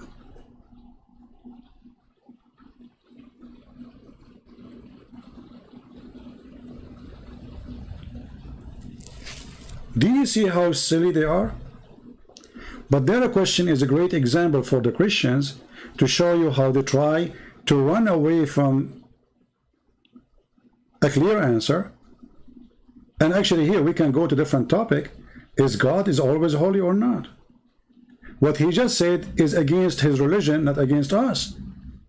For God is always holy, doesn't matter what he is. You see, the light of the sun, and this is the sun created by God. When the light of the sun touched the water which is dirty, full of bacteria, Or let us give a better example. Muhammad is taking a shower with dead dogs.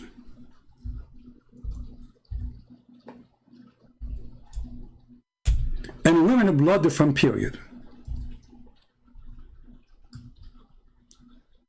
And stinky garbage, as the hadith, as you see, it says in the front of us. Muslims, your prophet says that water is always pure and nothing make it impure. And remember, in the hadith here it says that there is menstrual clothing and women blood from their menstruation. So the blood of women was touching your prophet all over. And in the top of that, your prophet was washing with it. And the top of that, your prophet claimed that water is always pure and nothing made it impure, even the blood of the women. And if the man or the woman is 90% of it, or maybe 95% of it is a water, then the water is always pure. And in the same time, how come the Muslims, they got disgusted because the idea that Jesus is born of Mary, and the Quran described Mary as a pure woman, and the Quran described Jesus as a pure person, and he is holy, chapter 19, verse 19. In the top of that, as the Quran and Muhammad describe that the blood of women will not make you dirty. And those are blood coming specifically from the vagina. It's not coming from the nose of the women. Here you see the hypocrisy and the double standard. Now, our point of view as a Christians, that God is always holy, so it doesn't matter where he's coming to or going from, for holy is holy. If God cannot be holy for changing location, that means he is not God. And this is what he just admitted, that his God, if he come from a vagina, he will not be God. So the God of Islam is not God always, is God only if he is in heaven. But if he is coming from a vagina, he is not God. At the same time, the Quran says that Allah, he breathed into her vagina.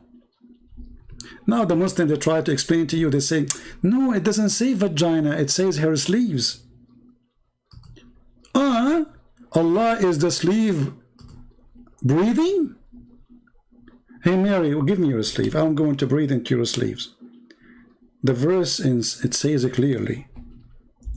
We breathe into her vagina.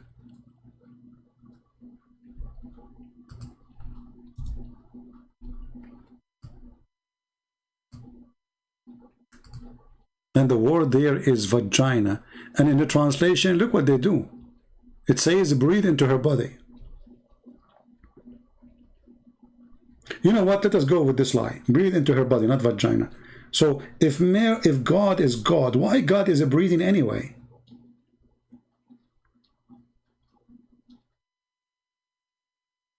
Any Muslim? You see, they keep saying to us, Allah is not like anything. Okay, we got that. Allah is not like a human, he is not a man, so he don't do what man do. But here we see that Allah, he breathed like every person who he breathed, and now Allah, he breathed into the body of Mary, and then that's mean that Allah, he put his mouth somewhere in her body and he breathed. So is Allah touching something not holy, and that will make him unholy?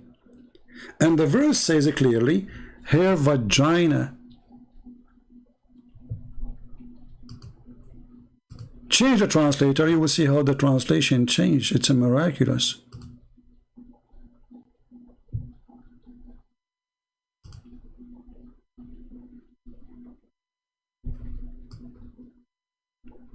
Look what it says here. Her body was a chaste. So why this guy is saying, so are you saying to me that God, the Quran confirmed that the body of Mary is pure? She's a special person. And this again is a false translation, because it doesn't say really what they are saying exactly in the translation. It says, and Mary, the daughter of Imran, and this is additional stupid Quran, saying that Mary, she is the daughter of Imran, which is Imran is the father of Moses and the father of Aaron. And because the stupid Muhammad, he thought that Mary, she is the sister of Aaron, he made a chapter saying that Mary, she is the daughter of Imran. Can you believe it?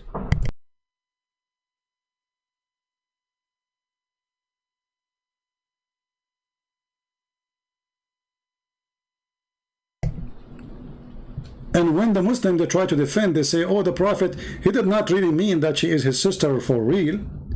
But you idiot, don't you see? It says she is the daughter of Imran. It's too late. A Jewish man, he came to Aisha and he said, hey, you know, Maryam, the mother of Jesus, is not the same Maryam, the sister of Aaron. And then they told Muhammad, and Muhammad wanted to fix it, but it's too late, because Muhammad, he have a chapter, it's called the chapter of Ali Imran. And actually, this is one of the chapters is going to come in the judgment day as a cloud. Al Imran. Who is Imran? This is according to Muhammad, the father of Mary. And Muhammad here even mistaken. It's not Imran, it is Umran, you know, Amram, sorry, which is according to the Bible. So even here, Muhammad, the fool, he made Mary, you know, if you go in the Old Testament, you will find that Aaron and Moses, they have a sister, her name is Maryam. And this is exactly what the word in the Quran says, Maryam, the same name. And Maryam is the sister of Aaron, and Maryam is the daughter of Imran, proving to us again that Muhammad is a fraud. But anyway, we don't want to change our topic. So Allah, he breathed into Mary private part, and Mary are pure women, and Jesus is a pure and he is holy. So how come suddenly, because Jesus is born of a woman, he cannot be God, when the Quran described that he is holy? Obviously those Abdul, and look at the translation, sometimes they say holy, sometimes they say faultless son, faultless. You just said that Jesus is sinless. I mean, you changed the word, but you made me laugh. Jesus is sinless.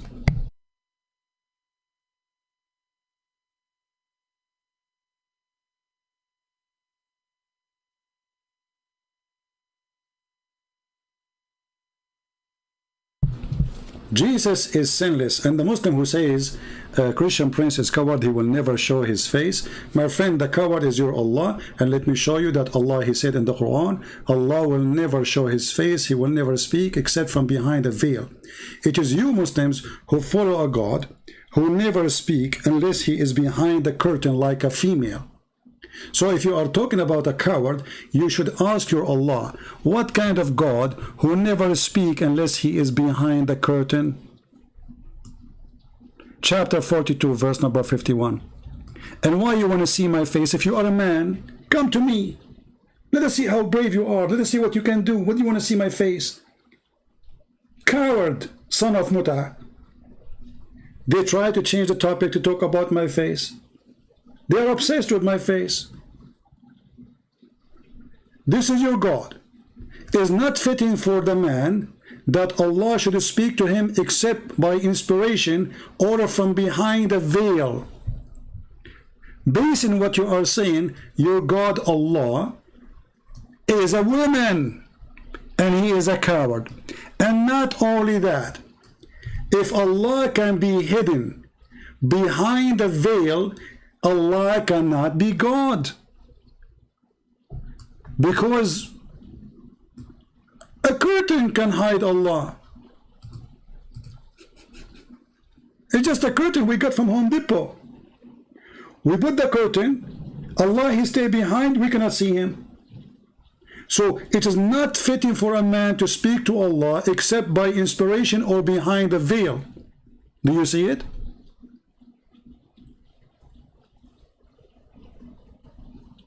They cannot refute me, they cannot debate me. They want to talk about my face. Your God, Allah, he never show himself. He speak from behind a veil. By the way, hijab, you Muslim, you say hijab is the cover for the women. But the Quran says Allah speak from behind hijab. Is he a female?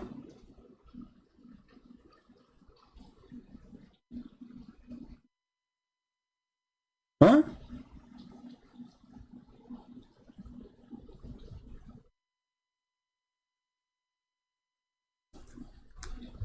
Shima Hali, she is saying Mark 12:29 is the most important one. Jesus answered, is this, hear, O Israel, your Lord God is one. Well, Jesus is quoting the Old Testament, and yes, we Christians believe that God is one. Do you?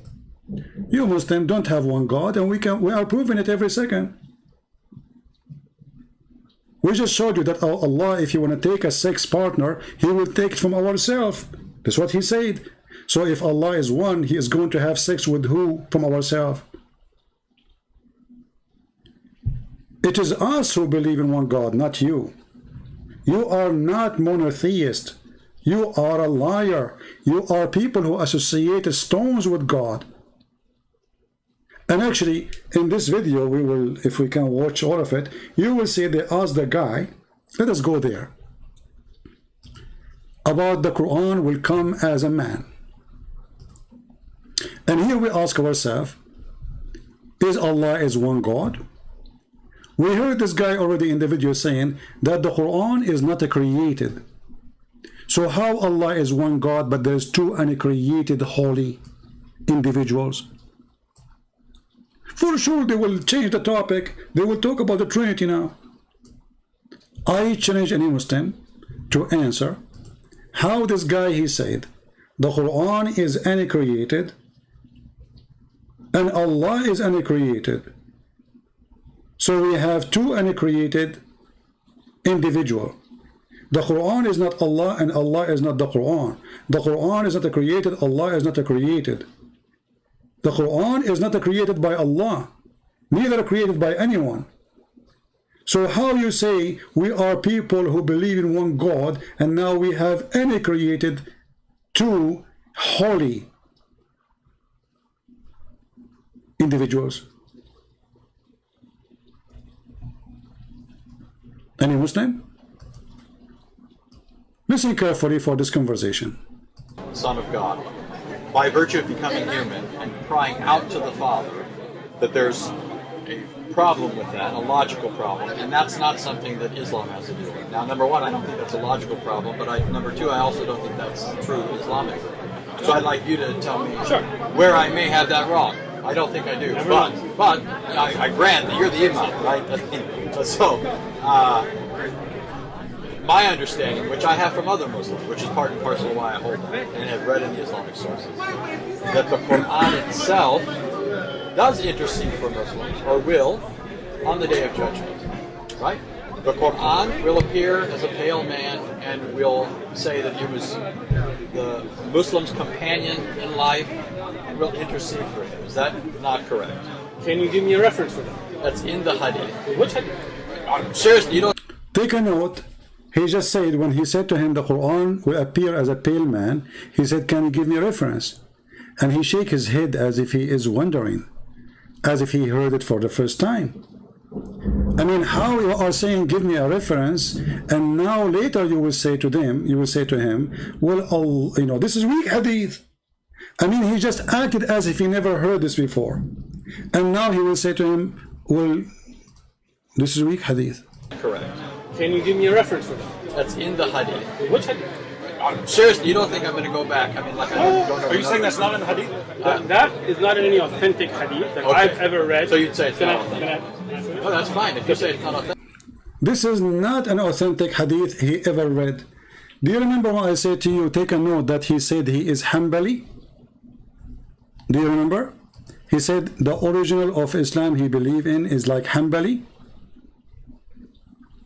Do you remember? And this was in the minute 22.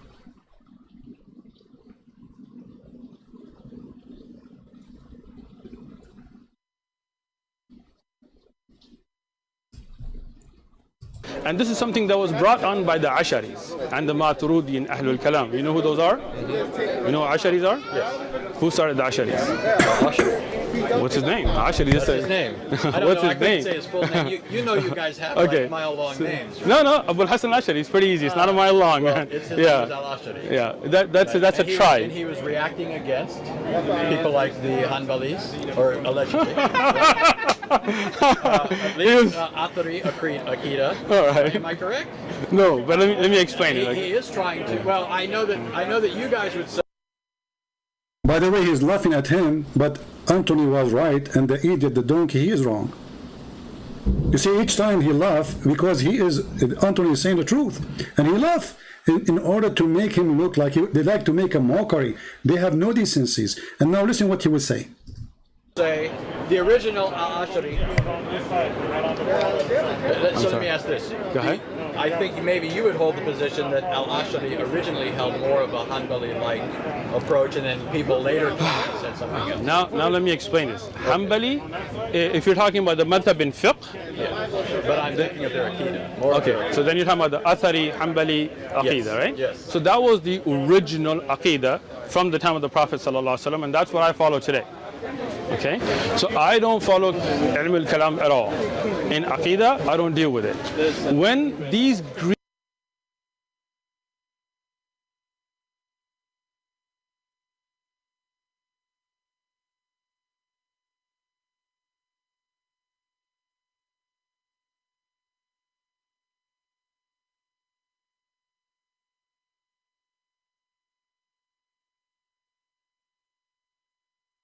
Hold on, take it easy.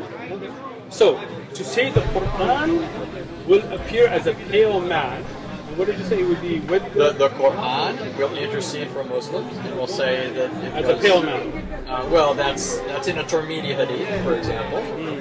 Let's look. I can look for it. Let's look for it. So, no, hold on. Because see, I like to discuss on evidences. So, can I find a hadith in a Tirmidhi that says the Quran will be a pale man? Remember here, he is challenging them to show him the hadith.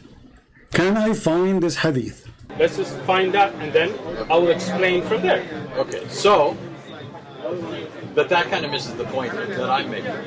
You're focused on the pale man part, but I think you and I both know that it's classically Islamic to say the Quran will intercede. So let me explain the shifa of the Quran? Yeah, explain that. Excellent. The Quran is Kalamullah. You said, told us that well. How the Quran is the kalam of Allah and is not created by Allah? How you make it belong to Allah if it's not Allah who made it? I mean, do you see the stupidity? If I say the Quran is the word of Allah, and then I say that it's not created by Allah, so how it is the word of Allah? Stupidity is amazing. Okay, now we go back to zero. So the Quran will come as a man. The guy, he denied the hadith. He says, can you show me the reference? Claiming that he never heard of it. He want to see the reference. He want to see the evidence. Suddenly he want to talk about evidence. All the time he was just making a speech. Let me explain to you what it means that the Quran will intercede.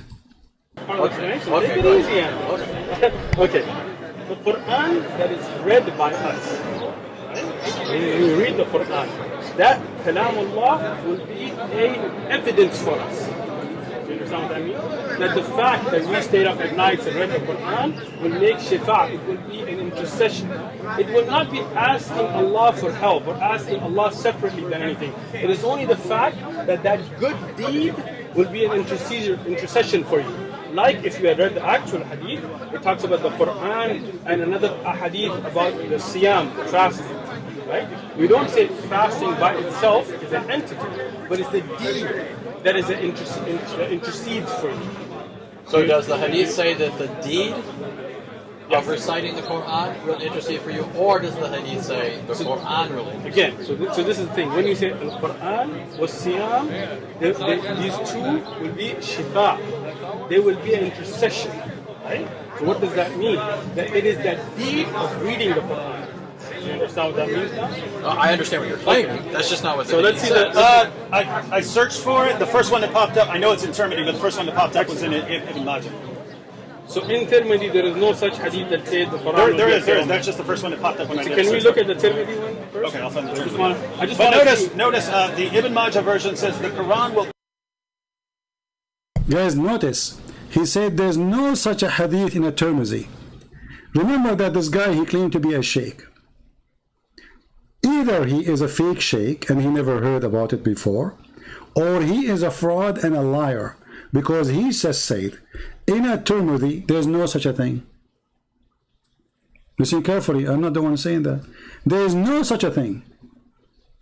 So one of two options: either this guy is an ignorant, he do not know, and you have to accept to say, well, I was ignorant and I just learned this from Anthony Roger, who is a Christian, not a Muslim, and he's not a sheikh.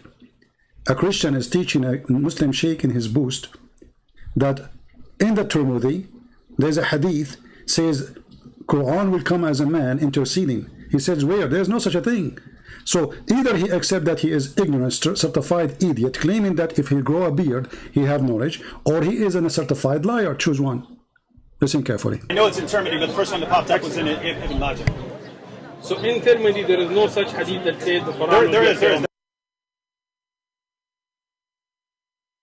That's just the first one that popped up when I did. Can we look at the Tirmidhi one first? Okay, I'll find the Tirmidhi. Notice the Ibn Majah version says the Quran will come on the day of resurrection like a pale man and will say, I am the one that kept you awake at night and made you thirsty during the day. Excellent. So let's now go to. Hold on, take it easy. You're trying to see this. No, take it easy. This is why. You're not seriously going to go to Google Translate, are you? Nope. Okay. I know you know Arabic. I know you know Arabic. You don't know Arabic keyboard? No. Okay. I was just going to show you the takhrij. You know what takhrij is? Okay. The checking of the narration. Okay. This narration of Ibn Majah is a very weak narration. They didn't grade it this week. Can you show me their grading? Yeah, it's in Hassan. It's in Arabic now. You just ruined his phone. You can't see anything in English now. Where does it say Hassan? No, this is.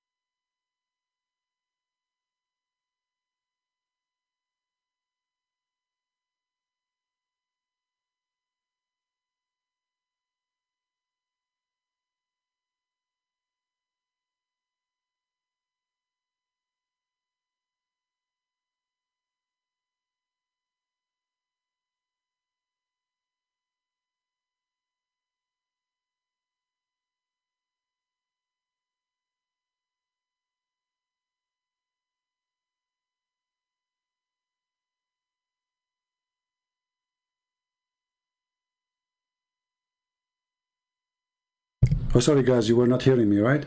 I have some difficulty here. I apologize. So he was saying that this is a weak hadith before even he knew the hadith. Remember, he said there's no such a hadith, which means he never saw it. He never heard of it. And he said then when they showed him the hadith, they said it's weak. Actually, before they saw him the hadith, he said it's weak. It's in Arabic now. You just ruined his phone. You can't see anything in English now. Where does it say Hassan? No, this is Darus Salam's grading, right? So this is not Sunnah.com, just a website. Okay? So Darus Salam. Darus Salam is a publishing house, right? That's not the grading. Yeah, but they give the rating according to hadith scholars, right? They're not just making it up. No. So we need to. I know this hadith, and that's why I was telling you, right? And I can show you the weakness in it if you like. Darus Salam is a publishing house, not a scholar itself, right? Their grading by itself is not a hujjah. It's not. Okay, let us go and get this guy busted. Remember, he said that he believed that the Hanbali are the right one. Didn't he say that?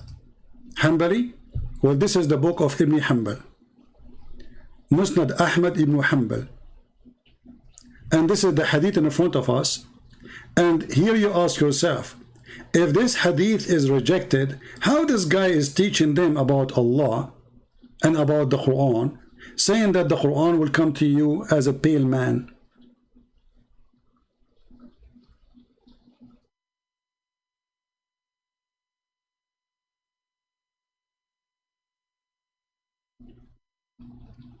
When those people, they say such a thing, read carefully.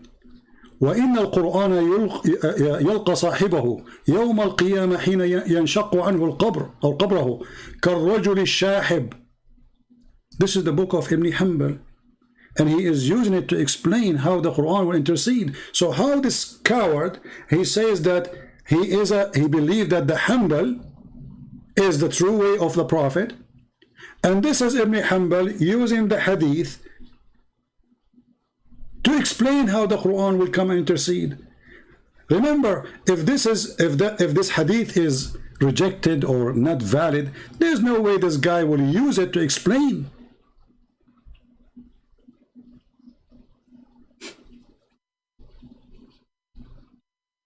I mean, have you ever heard of a liar like this? So now if we click it, translate. Let us see if we can do Google translation. Let me copy the link first, and I will post it for you. And every Muslim can go there, and you will see that this is Musnad Ibn Hanbal, the one who he said, hadith number 22, hadith number, as you see on the screen, 22435. This is his master, who he belonged to his sect, as he claimed that Ibn Hanbal is the true way of Islam, saying that the Quran will come as a pale man and he will intercede for the person.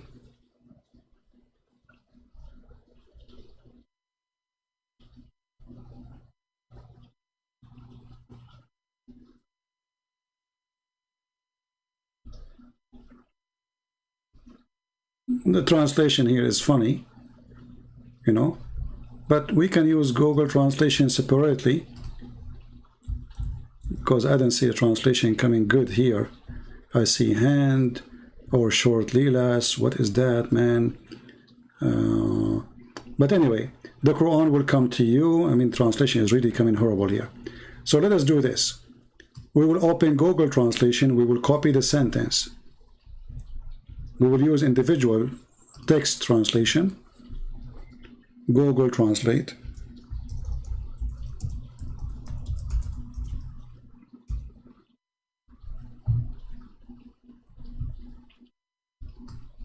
We will copy and post and paste in Google in front of your eyes.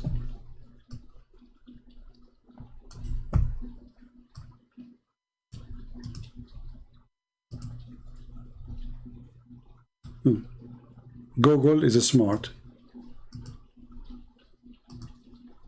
Could not recognize the Arabic language. Here we go.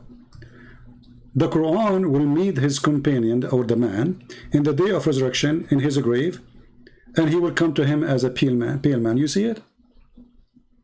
And this is in the book of Musnad Ahmad ibn Hanbal, which he claimed that this is the true teaching of the Prophet of Allah.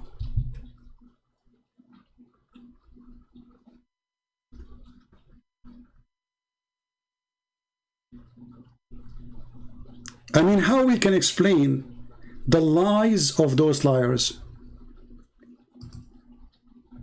Already you admitted that the Quran is not created. Already you admitted that the Quran was always with Allah. Already you admitted that the Quran exists by itself.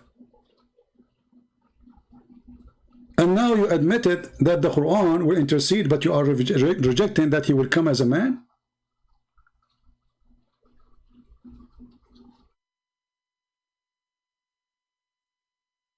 And when they show you the hadith, you say to us, it is da'if. Where is the reference? And why Ibn Hanbal is using it if it's a stupid hadith?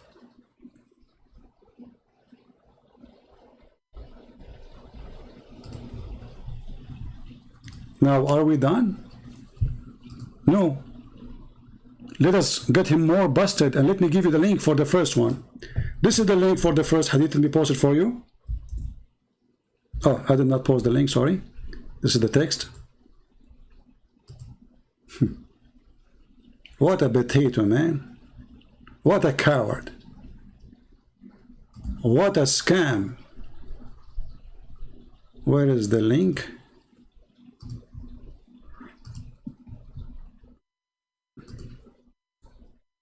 All right, here we go.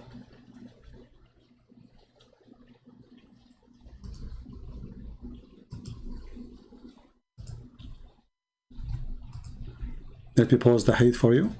And actually, I have a different hadith from Ibn Hanbal too, and that one is even showing the grade of the hadith. Let us share that one. Hold on. Here we go. Let me put it on the screen. Let us get him more busted.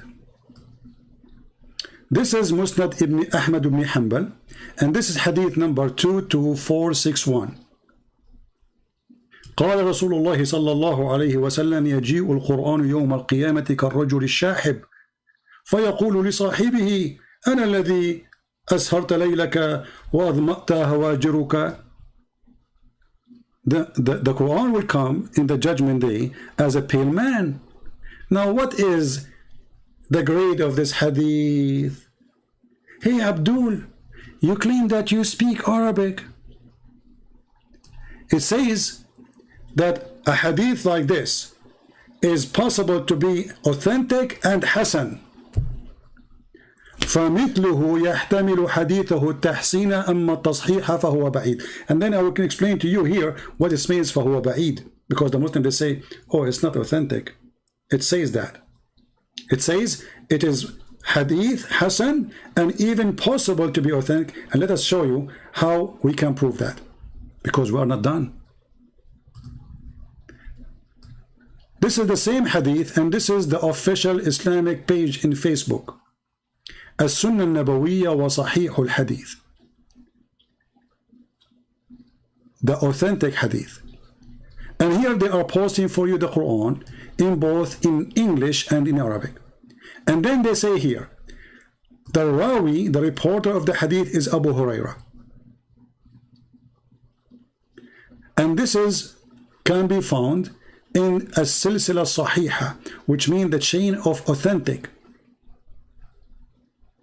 Page number or hadith number 2829. And here it says the grade of this hadith is Hasan or Sahih. So choose one. Let us go down and read the translation made by Muslims in English. The Quran comes in the day of resurrection like a pale man, says to his owner, do you know me? I was the one who stayed up at the night and the light of your wages, even if he was a dealer behind his trade. I mean, you can read the rest of the hadith.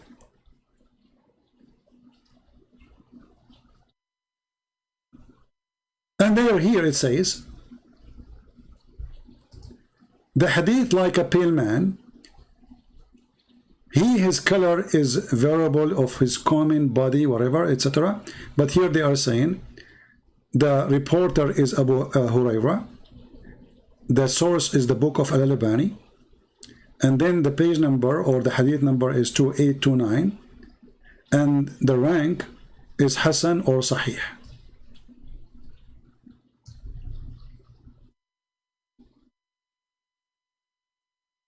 Is what? Is Hasan or Sahih.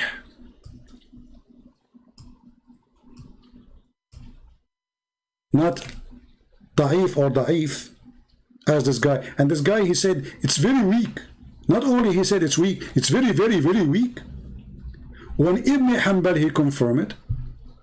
Al-Albani, he confirmed it. And remember, this is written in the book of Ibn Majah, and even at Tirmidhi, he mention something similar to this, that the Quran will come to you. And by the way, the Quran will come. How the Quran come? Unless he is an individual.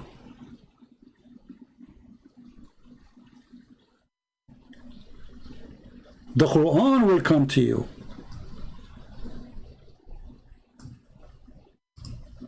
Translate to English.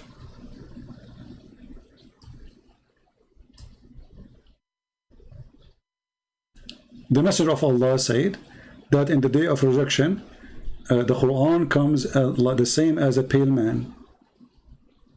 The rest of translation is funny.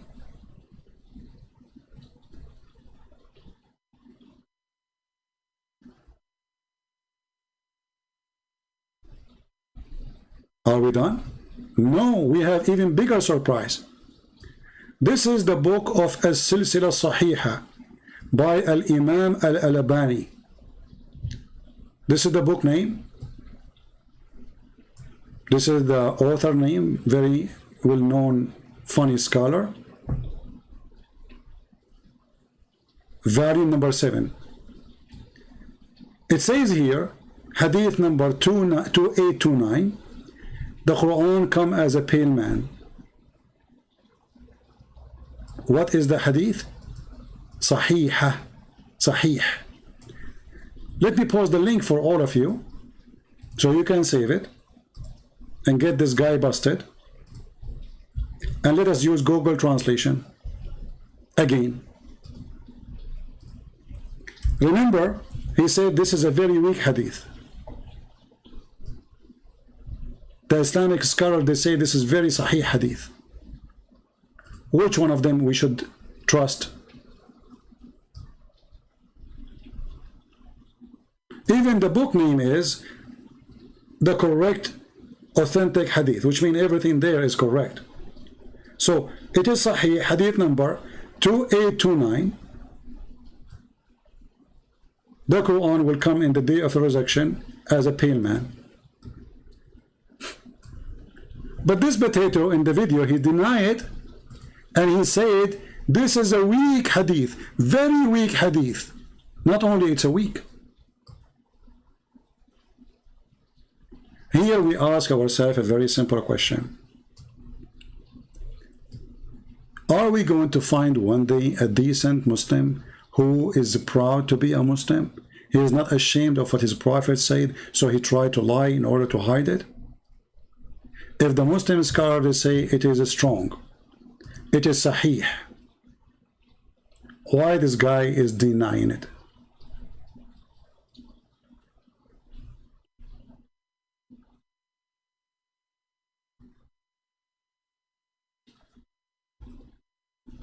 This is a different website, Al-Maktaba Al-Shamila, Islamic Library, the book of the explanation of the book Al-Jami' لأحكام الصيام.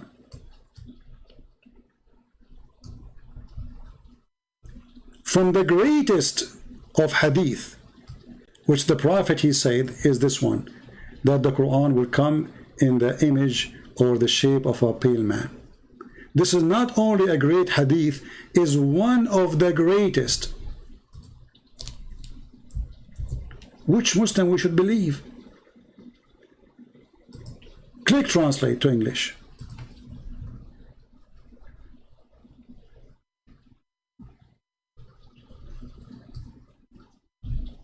One of the greatest hadith came in the authority of the Prophet, may Allah bless him.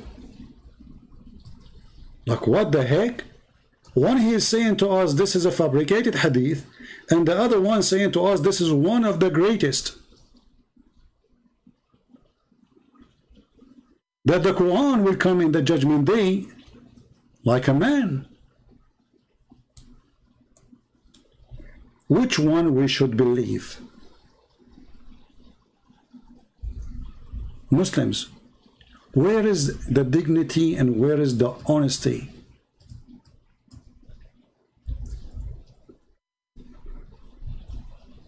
This is your Islamic books saying this is one of the greatest hadith.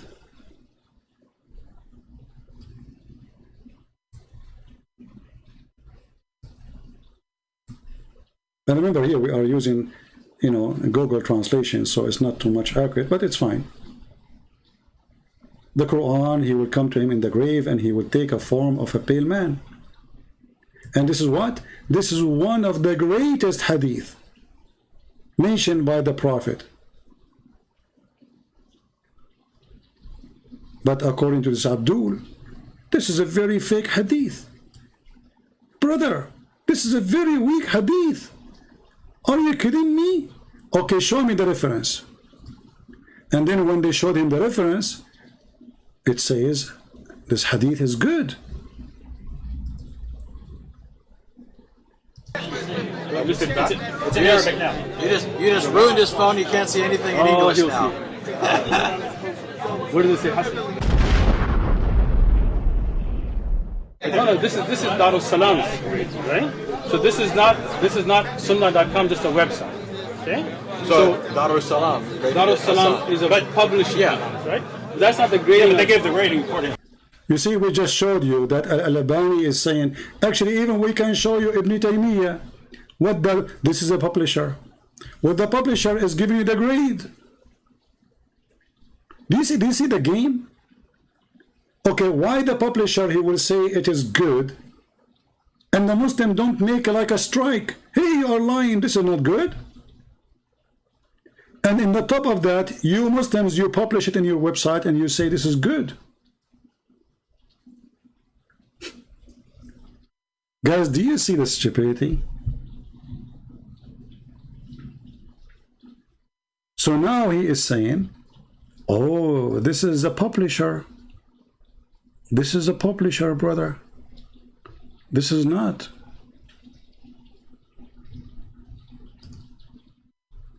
What do you think? Shall we go to Ibn Taymiyyah and then we will see what Ibn Taymiyyah he said? I mean, who is more higher Muslim, this potato or Ibn Taymiyyah? Well, here we go. This is Ibn Taymiyyah book. And this is the page number. And here Ibn Taymiyyah, which is called the Sheikh of Islam. Not this potato. This guy is the highest ever exist. He is refuting that the Quran is created.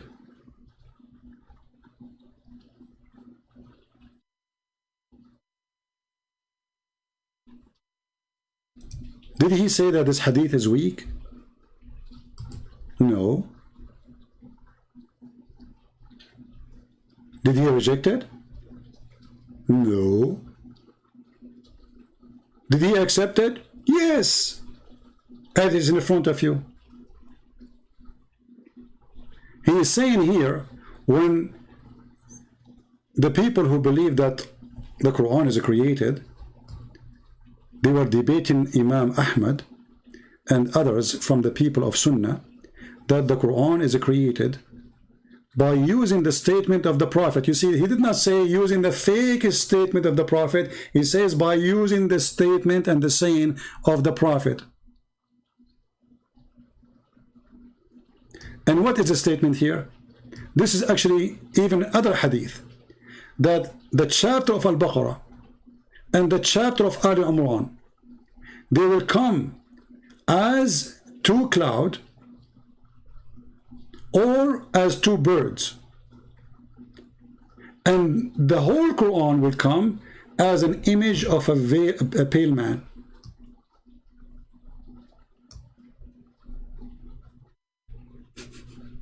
Ibn Taymiyyah, he approved it.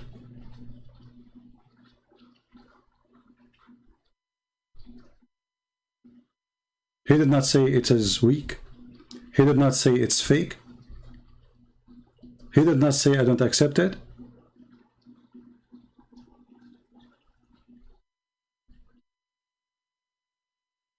And actually, I wish you guys you speak Arabic, because you will see the madness of this religion.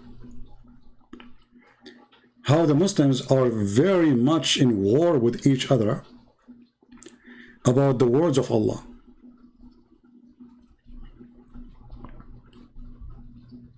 But is Ibn Taymiyyah is a fraud? And let me post the link again, so those who want to check it out, they can check it out.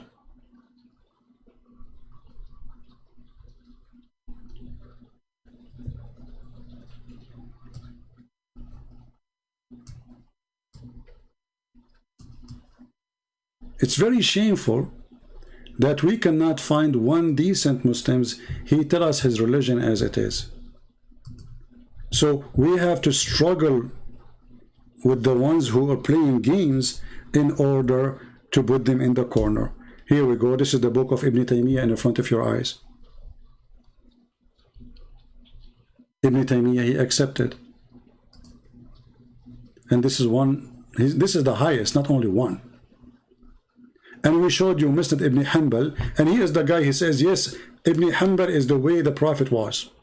When the fact, the one who mentioned this hadith is Ibn Hanbal. And the one who accepts this hadith is Ibn Hanbal. And he is the one who says, I accept the way of Ibn Hanbal.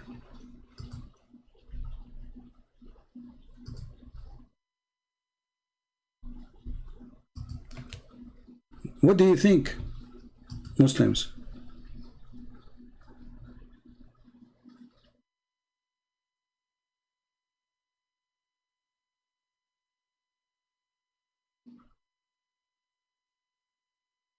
Anyone? Hold on, I just found another reference. إن القرآن يلقى صاحبه يوم القيامة حين ينشق عنه قبره كالرجل الشاحب. The same hadith. Do you see what it says here? رواه أحمد في المسند hadith number 394 and Ibn Majah في السنن hadith number 3781 وحسنه البويصري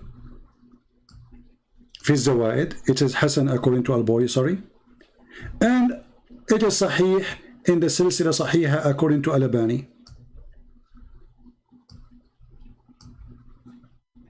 Not one of them says this is false hadith. So all those scholars, starting from Ibn Hanbal, which he agreed that he follow him, they are saying this is approved.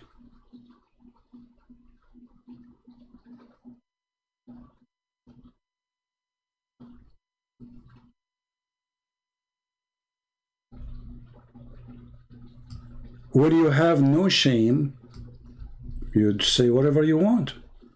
And let me pause this link for you too. You see how many references we just gave? And you know, when somebody says to somebody, this is a weak hadith, shouldn't you give them the reference, get them busted right away? I mean, you are a sheikh, right? And you are standing there supposedly because you have a knowledge, and those guys, they just throw something at you, and they showed you that according to your website it says Hasan, which is good. And then what is the excuse? Oh, this is the publisher. But the publisher, he just published. Like I saw in the video, Sam Shamoun, he's saying, oh, those are the Salafi publisher. My friend Sam, this is not true. There's nothing is called Salafi publisher and not Salafi publisher. Either the hadith is true or not. Because Salafi publisher is more careful than any other one to say the grade if it's wrong. Because they will be eaten alive. So nobody will dare to say it is good unless it is good. Doesn't matter who is saying that. This publisher, they can close his company, the company for them, if they are saying something against Islam. You know that. But as you see, nobody oppose it. And where the publisher he got his information from? Ibn Hanbal himself, Ibn Taymiyyah himself, Al-Albani himself. Not this potato.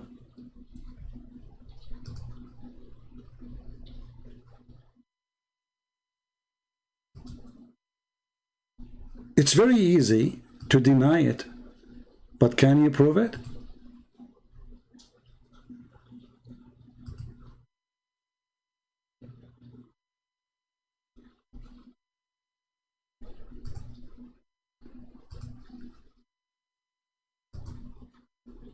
My experience with Muslims never change.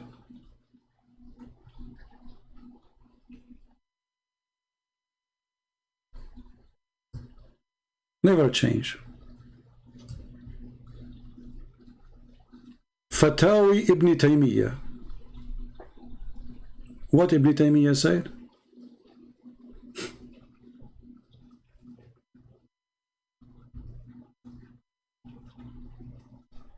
the Quran will come as a pale man.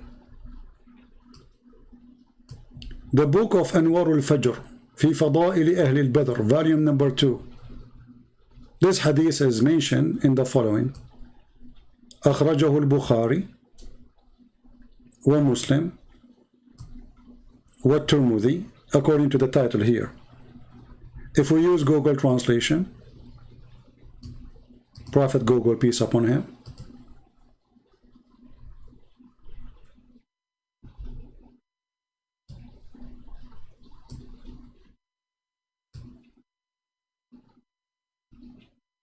this is Ibn Taymiyyah, the Sheikh of Islam, not this potato. This is the other book. So always you need to remember that when they deny it, it's mean there is something bad. And you know, like if I am there, like when Anthony is there, he shouldn't he say to him, okay, why those people they are saying it is Hassan? And can you show me the reference yourself? Isn't it him who asked you for reference? You showed him the hadith. Why you don't ask him? Say, okay, show me the reference. It says that this hadith is da'if. Remember, he said not only weak, he says this is very weak. Why you don't show us the reference? Based on which school? Isn't you who follow Ibn Hanbal? So this is why I ask the Christians always to listen to those liars carefully, because later you need their words to use it against them. Let them talk more and let us see more. When At-Tirmidhi, he asked about where in At-Tirmidhi, right? At-Tirmidhi says that the Quran will come as two clouds. What is the difference between coming as a man or a cloud? Nothing. Cloud is physical. The man is a physical. Cloud is a created. Man is a created. Are you getting my point? And both are agreed upon. Both are agreed upon.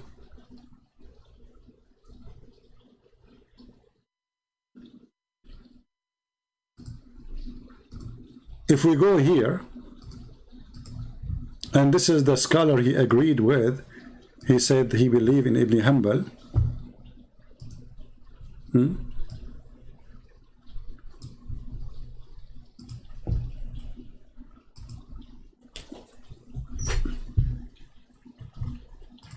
If I copy this and I go to the Muslim website, and remember this is Ibn Hanbal which he agreed with. Is the Quran created or not? They say no. Okay. He mentioned that the Quran about pale man is weak. Let us use this one. It's the same hadith, by the way. The same number as you see here. It's mentioned there the same, that the Quran will come as a man. But let us see. It says here that the Quran will come as a cloud or even as a bird, full of suf, wool, which is very weird. So now what we will do?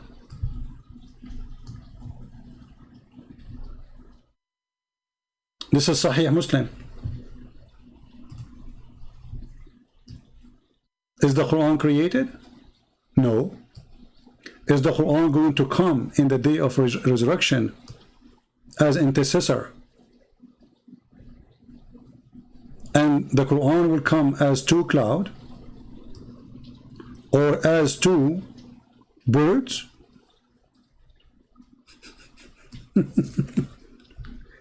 Does it really make a difference if it's a man or it is a bird? And now what he will say? He will say this is weak. This is Sahih Muslim. And let me pause the hadith for you. So what we are arguing about? How the Quran is uncreated and the Quran unchangeable, and then the Quran is coming as a bird.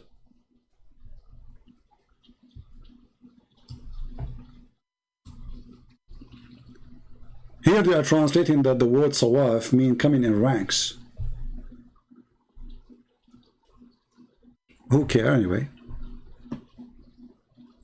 Hey Abdul, is this is Sahih Muslim? Is this is Da'if? Quran come as a bird?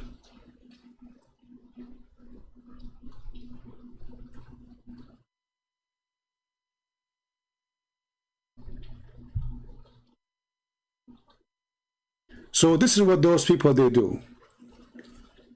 They get excited when they see somebody don't speak Arabic.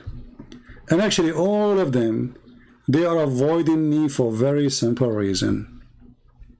I am an Arab and Arabic is my first language.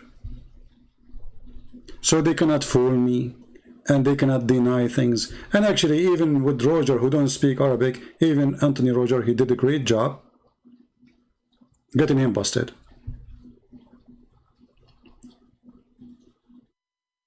And now we have the Muslim website in front of us. Can you show me where in the Muslim website it says that this hadith is da'if? Nowhere. Look like this guy, he have his own books.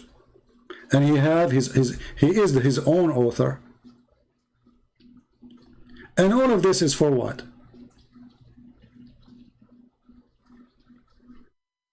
To cover up the stupidity of Muhammad and his religion. How there's one God, and then there's a book, and there is a Quran, and this Quran is written by Allah in a tablet, and this Quran exists by itself. Actually, if you think for a second, if the Quran never been created, which means no point of start, just to show you the stupidity of this religion, and I have to use the word is stupidity because there's no more insult to be added to the injury. How the Quran is not created, but Allah here created a pen. The first thing Allah created, it was a pen.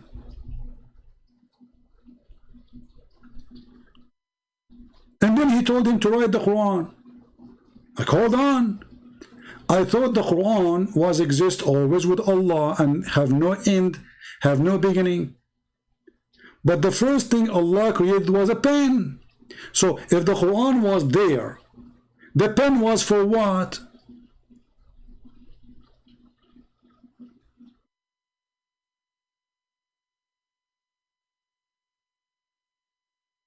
They will say to you, oh, the pen was there to write the destiny. But isn't it the destiny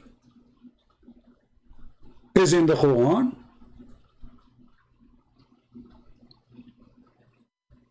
Isn't it the destiny is what Allah He said in the Quran? So until now Allah did not write the destiny yet?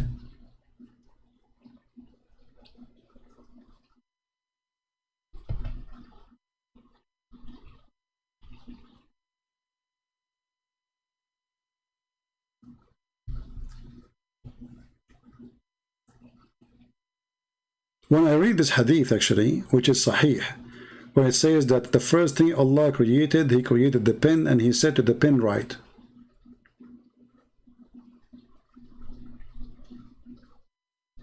I mean, how silly.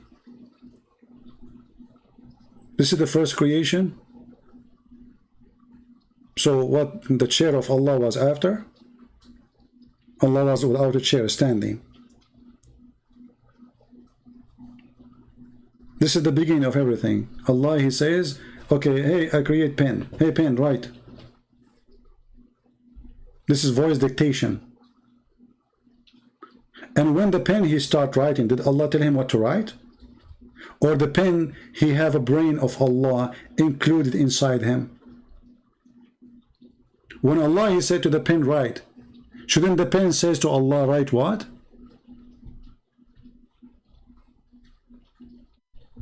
Actually, He did. Read carefully.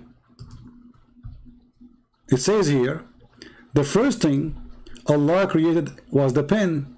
He said to it, write. It asked who the pen, what I should write, O my Lord? He said, write what was decreed about everything till the last hour come. But hold on. How the pen he can write something he do not know?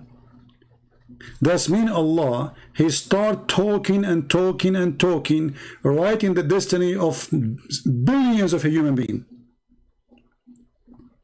And the pen is writing. In the same time, believing that decree or destiny is something written by a pen is more than stupid than the idea of the decree itself. Because if Allah, he made the a decree or a destiny exist, writing it in by the pen or not, that will not change anything.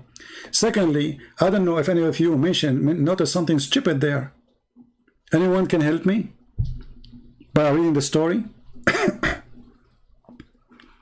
What is missing in this story? Let's see who of you will notice.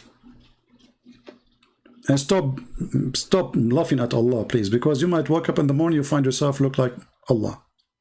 It happened to me once. I woke up, I look like Allah, I have a shin. Anyone notice what the story here missing?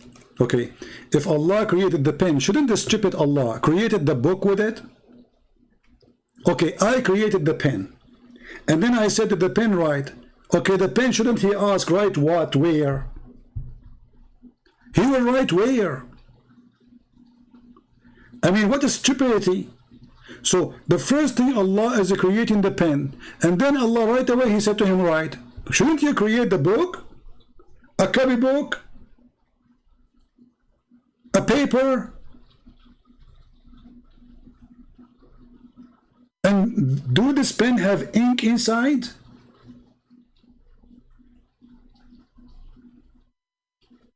But you need to create the tablet, my friend.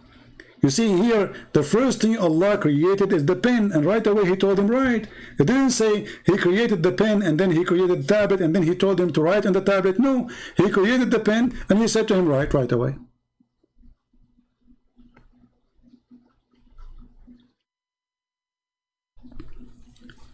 And if you ask yourself why Allah want to write your destiny by a pen, you see, I write because I have a short memory. I can forget. If you give me your phone number, after maybe 15 minutes, I will forget. Some people, they forget even by the time you end saying the number, they don't even remember anything. So Allah writing it for what reason?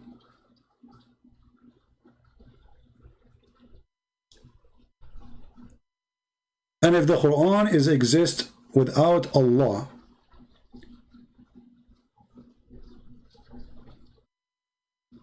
well, this is really crazy. Where is the Quran is coming from?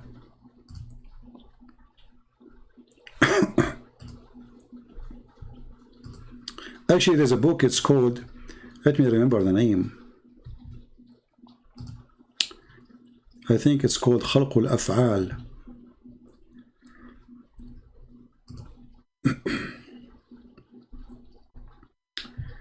Let me see, hold on.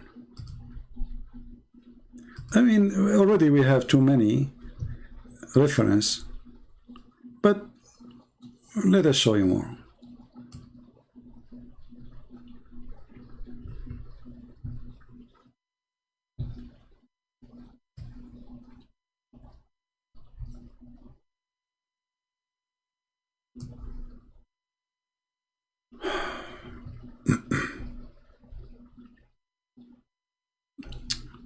Let us see.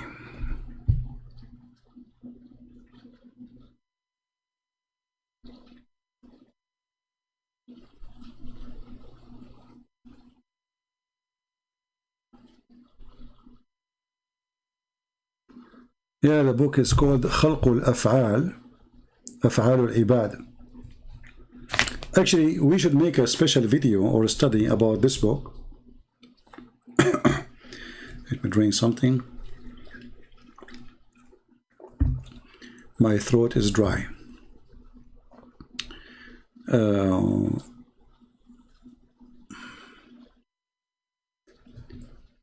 This book is extremely important, actually. Let me search for it and show you in the screen. Give me a second. Because that will show you everything can be considered stupid in this religion.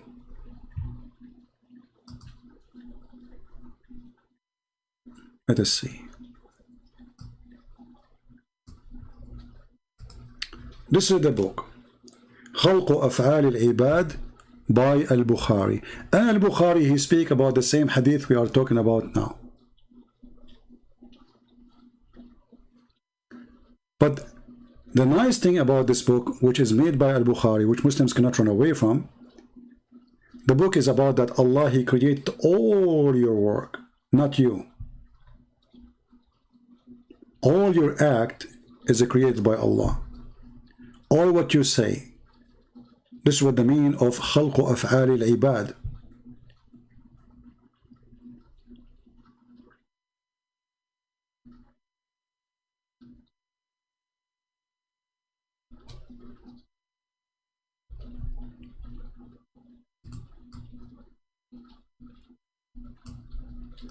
And if Allah is the one who created all our act, then why somebody will go to hell and somebody will go to heaven if we are at the end of the day, all our act was made by Allah? How stupid this is, can be.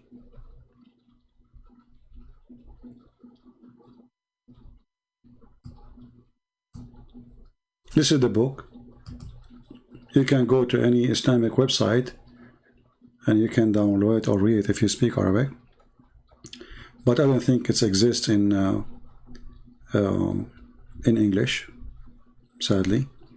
Otherwise, it can be very helpful to read it, for it's going to expose everything Islam stands for.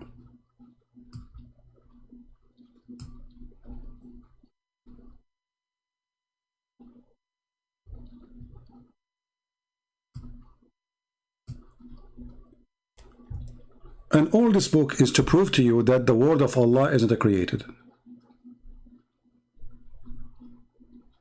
All this book is to prove to us that the Quran is not created. And Al-Bukhari, he mentioned that story in his book too, as a Sahih Hadith. But remember, this is not a book of Hadith. This is a book to refute those who believe that the Quran is created or the word of Allah is created. This is the purpose of this book. But I'm very thankful that the Muslims, they come to conclusion that the word of God is not created, because that will confirm that Jesus is God.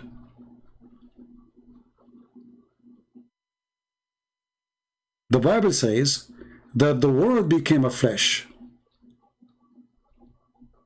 The Word became a flesh. Not the Word created. It is the Word who become a flesh. Which means, the Bible explains in different places, for God, He humbled Himself, He come in a shape or an image of a man. So when the Muslim, they fight desperately, saying the Quran and the word of Allah is not created, they hit their religion in the heart, because Allah is not the source of the word of God. And that is confirmed in their own books. And by the way, the one who says the Quran is created, he will be executed according to Islam, or the majority of Muslims, those Sunni. So the second you say that the Quran is created, it's the same second you are seeking your death. And there's many Muslims when it's slaughtered just for believing that the Quran is created.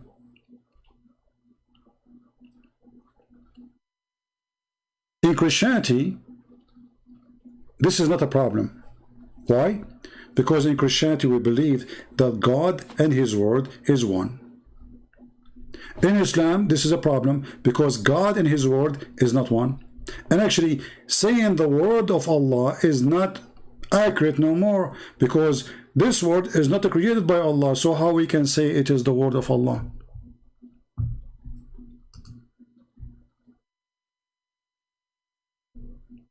Are we following, people?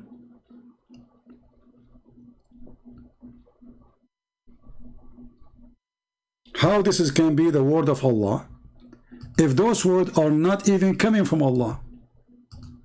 Okay, when the Muslims, they say the Quran is not created, not even by Allah. Okay, where the Quran is coming from? Any Muslim will volunteer? I'm going with you. The Quran is not created.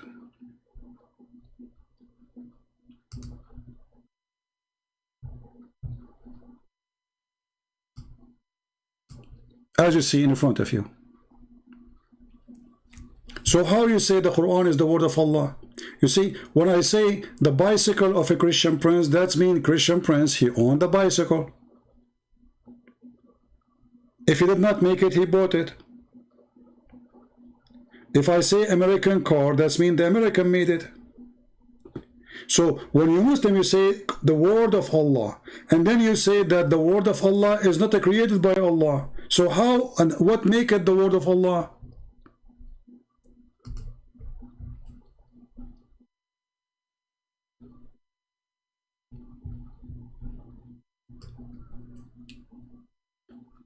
Islam is exist as long as you don't ask tough questions. Like, brother, pray to Allah 5 times a day, shave your private part, brother, and be careful when you drink ice cream, so it's going to be halal, and avoid pork, brother, but don't worry about camel urine, drink it, it's healthy. This is Islam. The second you start asking serious questions, Islam is gone.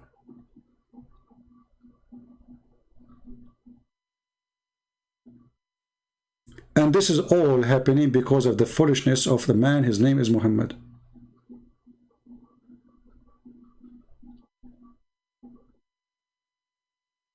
Do we have any Muslim in the chat? He have something to say? Quran is the word of Allah, and it's not created of Allah by Allah. So how it is the word of Allah? I mean, who is the crazy here? What's wrong with those people? Quran is the word of Allah, yet it's not created by Allah. How that can work? So why you are saying it is the word of Allah? Hey, Yasin, how are you, Yasin? Yasin, he want to insult me. He called me princess. My friend, you are mistaken. I'm not the princess. It's your prophet. He is the one who put eyeliner. He is the one who pee like a woman. It's not me. He is the one who received Quran only in the clothes of Aisha. He is the one who stay naked when Umar he come, showing his legs and his panties. And when Abu Bakr come, showing his panty. And when Uthman he came, because he's a rich man, he covered himself. Aisha, she said to him, well, how come when my father come, you did not cover yourself? When Umar come, you did not cover yourself. But when Uthman come, you cover yourself. He says, don't you want me to be shy from the one which the angels are shy from him? Muhammad is not shy. He's a naughty guy. Naughty, naughty. Are you calling me princess? Do you like to call me to explain to me why your prophet he be like a woman? And why he put eyeliner? And why men they used to kiss him down his belly? And why he show his legs when he's laying down?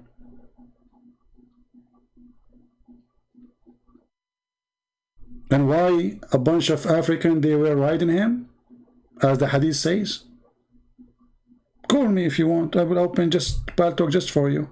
Let us see who is the princess here. And not to forget that your name alone is additional proof that Islam is false. Yasin. What is Yasin? Let us go to chapter 36. Just for a laugh. Comedy time. Your name is Yasin, right? Perfect. What Yasin mean? Yasin. Read with me and laugh. You can go right now to Google and search for Sin, the moon god. Read it. Ya is a word mean God. Sin is the name of the god.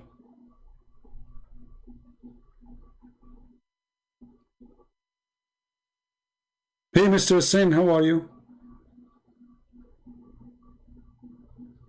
And now if I ask you what does this mean, you say Allah knows best, brother.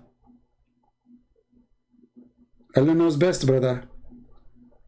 What about your prophet? Do he know? Oh, the prophet don't know too. Allah only know. Are you there, Mr. Sin, the moon god? Search right now, Google, Sin, the god Sin. The word Ya in the old Egyptian language, and even in the old Aramaic. And I believe it's coming from the Aramaic. Ya is a word meaning God. Doesn't matter if it's a pagan or not. Yeah, God. Okay, Yasin, God Sin.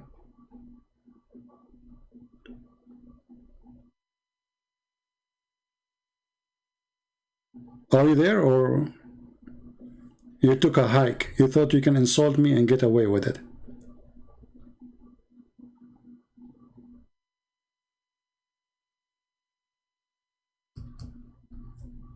Yeah, you know, be careful. You insult me, you will get the answer right away from your text.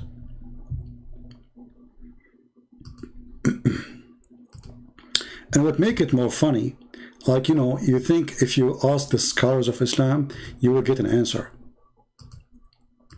You know what I mean? Like, okay, there's a scholars. And when the Muslims, they say we have a scholars. Okay, let us go and ask the scholars.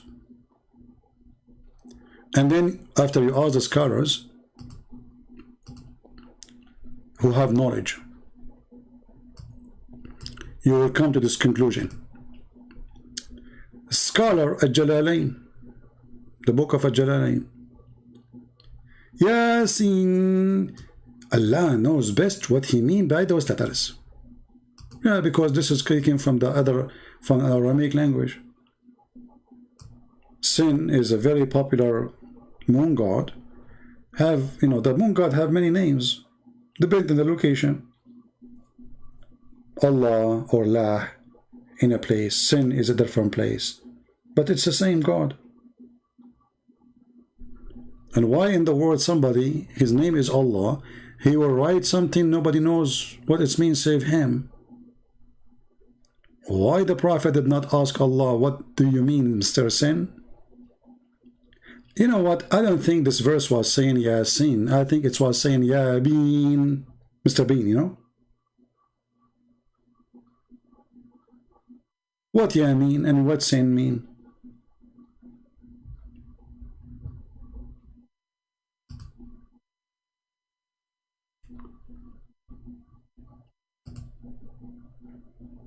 Always the Quran is an amazing book, my friend. Like, look at this one as an example if you want to learn science. Chapter 50, verse number 1. Amazingly beautiful. And from his narration, on the authority of Ibn Abbas, that he said, the interpretation of Allah saying Qaf. Even Qaf need interpretation. What is that? It's a letter. He says, it is an azure mountain overlooking the world, and the color of the skies takes from it. Allah swear by it. Have you ever heard of a guy? He called himself God, and then he swear by a letter. And then he claimed that this letter is the name of a mountain, and this mountain is surrounding the earth. Why? The earth is a flat and we have a fence. And then the sky is taking its color from this mountain. It's a blue mountain. I know now why those Americans, they were singing a long time ago. I was a kid. They were saying, oh mommy blue. Oh mommy blue, oh mommy blue. It's coming from here. The azure mountain overlooking the world. And Allah swear by it. This God is very weird, man. And don't force me to go to Noon, because each one of those letters is crazy. We go to Noon, we find that Noon is a whale, and that whale is carrying the earth.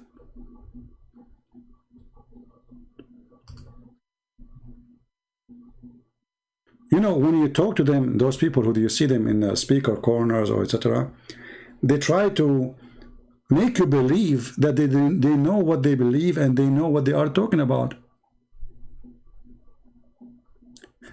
And then when you show them what the scholars they say, they will reject those scholars. They will say the scholars, those are human. Well, your prophet is a human, isn't he? And even when you show them what their prophet said, they reject it. They accept when they want, and they reject when they want.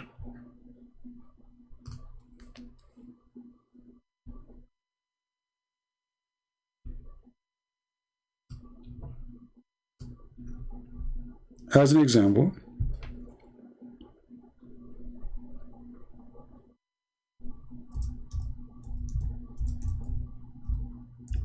Dr. Muhammad, he have a lot of subjects about science.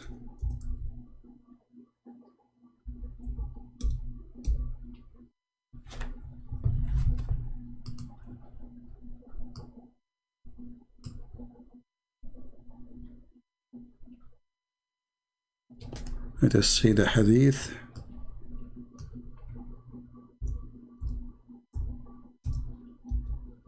No, hold on.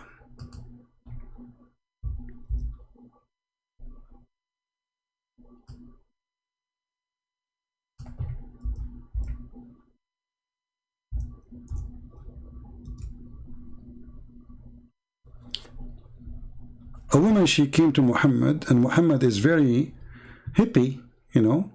People, they come to his door, he says, hey, Prophet of Allah, yesterday I have a very hot boom boom dream. Prophet, I cannot tell you what happened there. It was so hot. Alhamdulillah, it was very good. And I saw water coming from my Prophet. And now the question, Prophet, should I wash it? Look at this question. Salim said, the Prophet wife, she said that a woman, her name is Salim. This is one of the women who offered herself to the Prophet to offer. Oh Allah, Apostle, Allah does not refrain from saying the truth, for sure, no. Is it obligatory for a woman to take a bath after she say, knock what? Nocturnal? This is a lot of knocking there. Discharge? He said, yes. If she notice there is a water, i.e. discharge. Salama, she said, like, what? The wife of Muhammad. Women, they have orgasm? She got discharge? And this is telling you how bad Muhammad in the bed. He never made his wife have discharge. It's the proof in front of you. The wife of Muhammad saying, what are you talking about? Women, they have orgasm? Like, what? Muhammad, he said, yes. Then why does this child resemble the mother? Genius. The child resembled the mother because of an orgasm. Do you see it?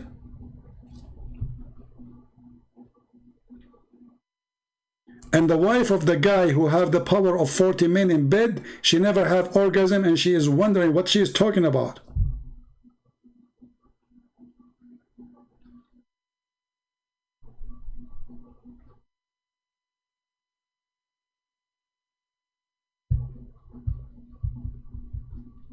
Do we have any Abdul? You want to say something before we leave for today? Because this is too much knocking here. Nocturnal. This Dr. Muhammad, he knew everything. He knew about biology. He knew about astronomy. I mean, come on, go and watch YouTube. Discovery, brother. Allahu Akbar. NASA discovered something. It's totally accurate with the Quran. True story. In different hadith, Muhammad, he says that if the women have orgasm first, the baby will look like her.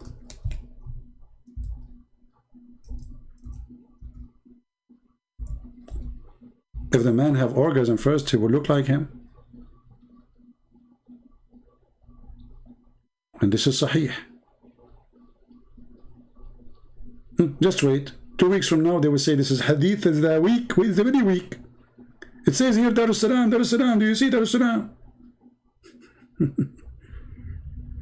Yeah, it's weak, brother. So, if you are a person who look like me, not good looking, and you don't want your children to look like you, please, we have enough people who look like me in this earth. Don't have orgasm first, okay? So this is what you do. You go and you find a woman, she is pretty. And be sure that you will never, ever have orgasm first. Enough is enough. I don't want to see people look like me in the street no more. I mean, come on. How disgusting. So stop, please, providing ugly people. If you are the good-looking guy and your wife is not, will you come first? I want you right now to sit with your spouse. Speak to her or him. Say, hey, let us make an agreement. Now, how you want to convince the woman that you look better than her? She will kill you. Oh boy. That's not a good, Okay, let us change the hadith. Tell her that if the child, like if a woman come first, the baby, like if your wife, she is not good looking, tell her that the baby, he will like your mother-in-law. That will work. The woman, she will never have orgasm first. She will never like her son like the mother-in-law. Hello? Haram. Genius, Muhammad. So those Abdul, when they want, this is a very sahih statement. When they want, this is very weak, stupid statement. Anyway, man, our video is for 4 hours. 4 hours? Can you believe it? It is 3 a.m. in the morning.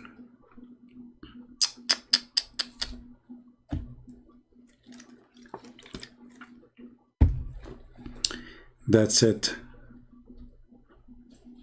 This is the benefit of being single. Imagine you are married and it's just 3 a.m. in the morning talking to people in the internet. Oh boy. I mean, you can imagine, not only you will sleep without dinner, you will never have a baby. Your wife, she will lock the door from outside. She says, stay there, okay, with your computer. Don't come here. All right. Do we have any Muslim want to say anything? What do you mean don't stop? I'm here for 4 hours. I said to myself, let me make a video for 20 minutes. Honestly, I said this video will take not even 20 minutes to laugh at this guy. So if you are a person who want to download this video became so long, I have an advice for you. Cut where it is getting this guy busted and make it one video, maybe like 15-20 minutes. There's no need for the 4 hours, all of it. All right? However, I'm going to leave the whole 4 hours. What do you mean don't stop? My back is hurting. How many hours I'm here today? Do you think, guys, I'm made from steel? And by the way, I'm using the same staff as Solomon. So, like, and the staff now is eating the termite or eating my staff. So I might fall down any second. Is that what you want to happen to me? Fall down any second? I mean, we are convinced, by the way. I mean, the Muslims, they understand the religion very well, and it's very strong religion. With God, He's all hearing, all knowing. And because He is all hearing, all knowing, He knew that the termite, they ate the stick of Prophet Solomon. And Prophet Solomon, brother,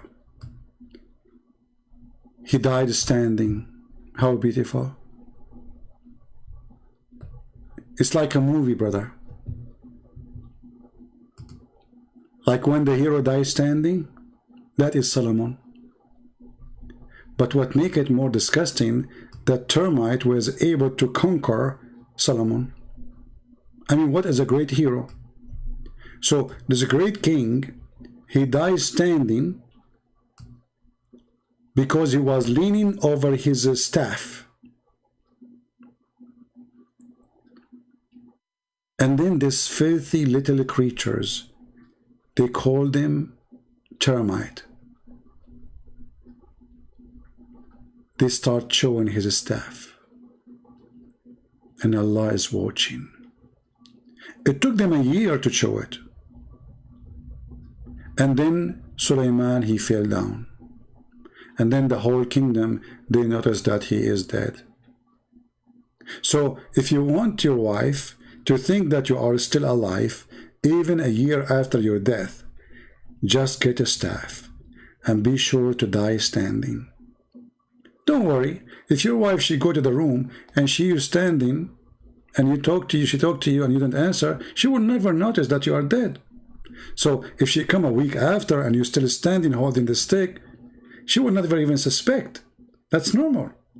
And then she come next month and still you are standing. She will never notice anything. Then she come at 40 days, 50 days. She said to you, honey, do you want to eat? You don't eat. You're dead. You want to go to the bathroom? You want to take a shower? Hello? Are you there? Still your wife, she will never notice that you are dead. No way. The guy was standing for a year. Like, you know, his body did not decay. His flesh did not fall apart. I mean, nobody noticed. It's amazing.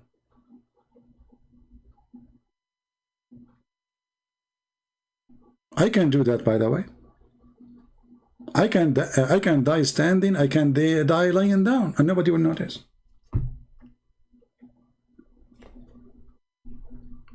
And you know what? I learned my lesson from Prophet Solomon. I'm going to spray around my room and around my chair so termite cannot get closer to me.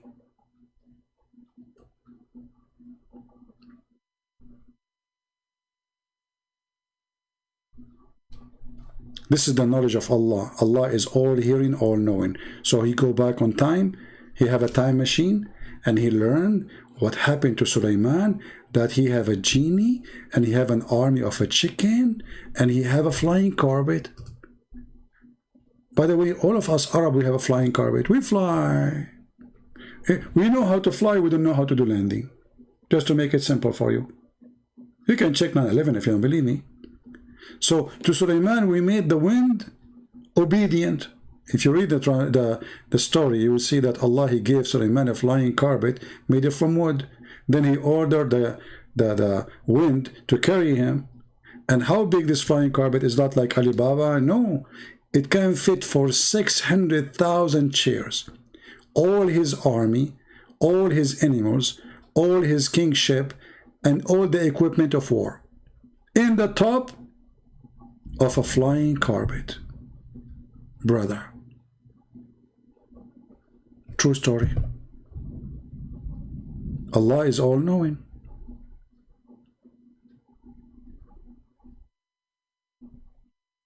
And in the top of that, Allah, he made him control the birds. Look. This is one of the birds who was with Sulaiman in his time. He is saying, yes, this is true. And not only that, Allah, he made the iron soft for Solomon. Like Solomon, he walk, he find iron, it's soft. Like, man, this is so good. All right. And then, brother, you know, he ordered the genie to make for him statues. You see here in translation doesn't say statues, they are lying. And I thought that statues is haram in Islam. Haram, brother, haram. Statues, haram. I saw some Christian, they have statues. And then we find that the Quran is saying, look at this translation, look at this false images. I thought the images is haram. Why the translation is false? Where is the word statues? What happened to the word statues? You think the termite ate it?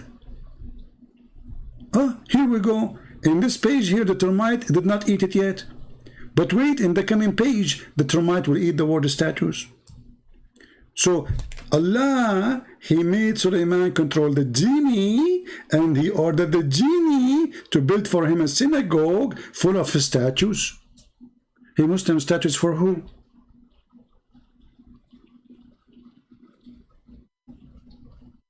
Hello? Statues is haram, brother. Haram. Pagan, haram, brother. Look, what?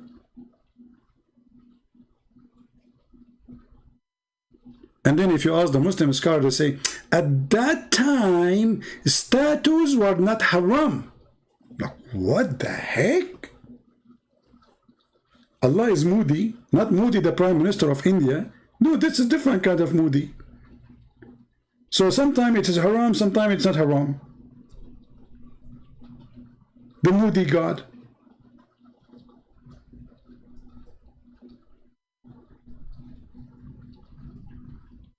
I don't know what to say to you.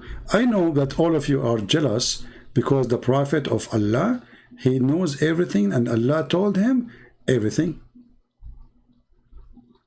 You know, there's one thing I don't understand. The Quran did not mention cockroaches. I mean, he mentioned flying carpet, flying donkey. He mentioned the spider, the talking ant, the talking bird. I mean, it's like a zoo. And then, and he mentioned pigs and monkeys, but there is no cockroaches. Weird. Oh, I think Allah, he mentioned cockroaches. Hold on.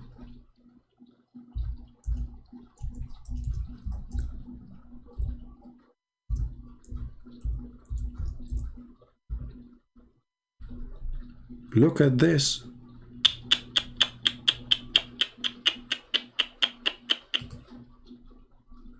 This God, he speaks very good Arabic. Allah has created every animal of water. Of them, his kind who goes upon his belly. Hold on, Abdul. The translation is false. Where it says goes upon his belly, it says he walk on his belly. Have you ever heard of somebody using the word walk to describe somebody he creep? I mean, who is the crazy here? He walk or he creep? So why he is using the word yamshi? So instead of saying he creep, he says he walk on his belly. Change the translator. It's a miraculous book. By changing the translation, you have a new Quran. Alhamdulillah. Huh? So Allah created from the water every living thing. So of them, which he walk upon his belly. Look, look, look, look, look. Do you see the word walk? Have you ever heard of a snake walk upon her belly? I never saw one. And some of them walk with 2 feet. Like, what the heck? It's not 2 legs, 2 feet. And of them, there's who walk on 4. Okay. Is that a cockroach? And that's it? This is all the creation of Allah? What about this guy who have like 44 foot, who was late for his date with his girlfriend because he was putting shoes on and socks? So this is the creation of Allah? There's only animal who walk in their belly, and he used the word walk, which is stupid. And there's some they have 2 foot, and there's some they have 4. Like, what? I mean, my friend, this is absolutely true and absolutely accurate and fit with science, and this is scientifically motivated, and you know the thing. You know what? I think this book is written by Joe Biden, because all what I see here is the thing. Do we have any Muslim want to say anything? Anyone?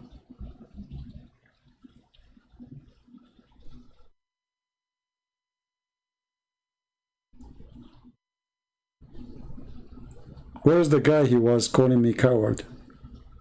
What happened to him? Oh, there's many verses like this in the Quran. I mean, this is not our topic. Which one is our topic anyway? Look at this. Hold on. Let me show you this one. You are refreshing my memory now.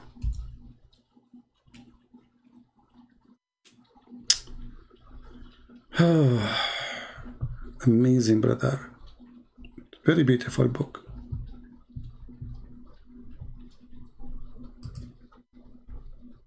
This knowledge cannot be from normal human being. There's no way, brother. Read with me and laugh. Chapter 35, verse number 1. I mean, look at this God. Have you ever heard of a God speaking, saying, all praise is due to Allah? Allah is talking now? Oh, okay, let it go. The originator of the heaven and the earth. Look, he will prove it to you. Okay, Mr. Originator. The maker of the angels. Made in Mercedes. Okay. Apostle flying on wings. What? 2 and 3 and 4?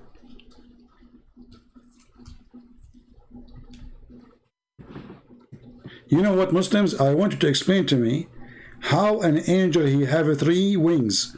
I like that.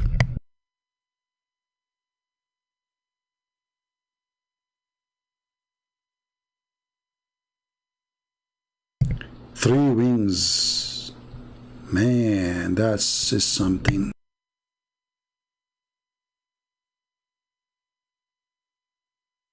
I don't know. I don't know if I should draw for you an angel with 3 wings. An angel with 3 wings. So Allah, he created the angels. Some they have 2 wings, some they have 3, some they have 4. But Muhammad, he said he saw Jibreel, he have 600 wings. And there it says, and he increased in his creation what he pleases. Okay, did he increase later? But this is when the Quran received by Muhammad. And the one who delivered this Quran, saying to Muhammad, angels have 2 wings, 3 wings, 4 wings. He himself, he have 600. I mean, who is the stupid here?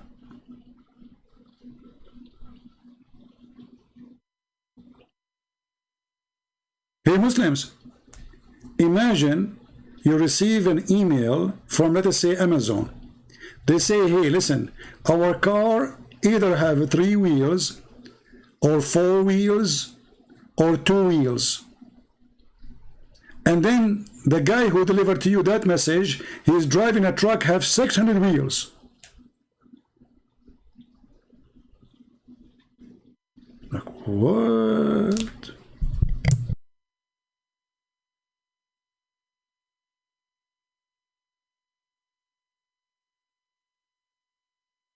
I'm truly convinced, to be honest with you. It is time to be convinced.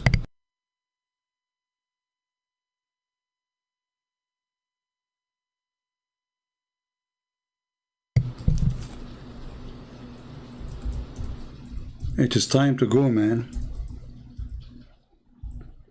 This Muhammad Egypt thing is endless.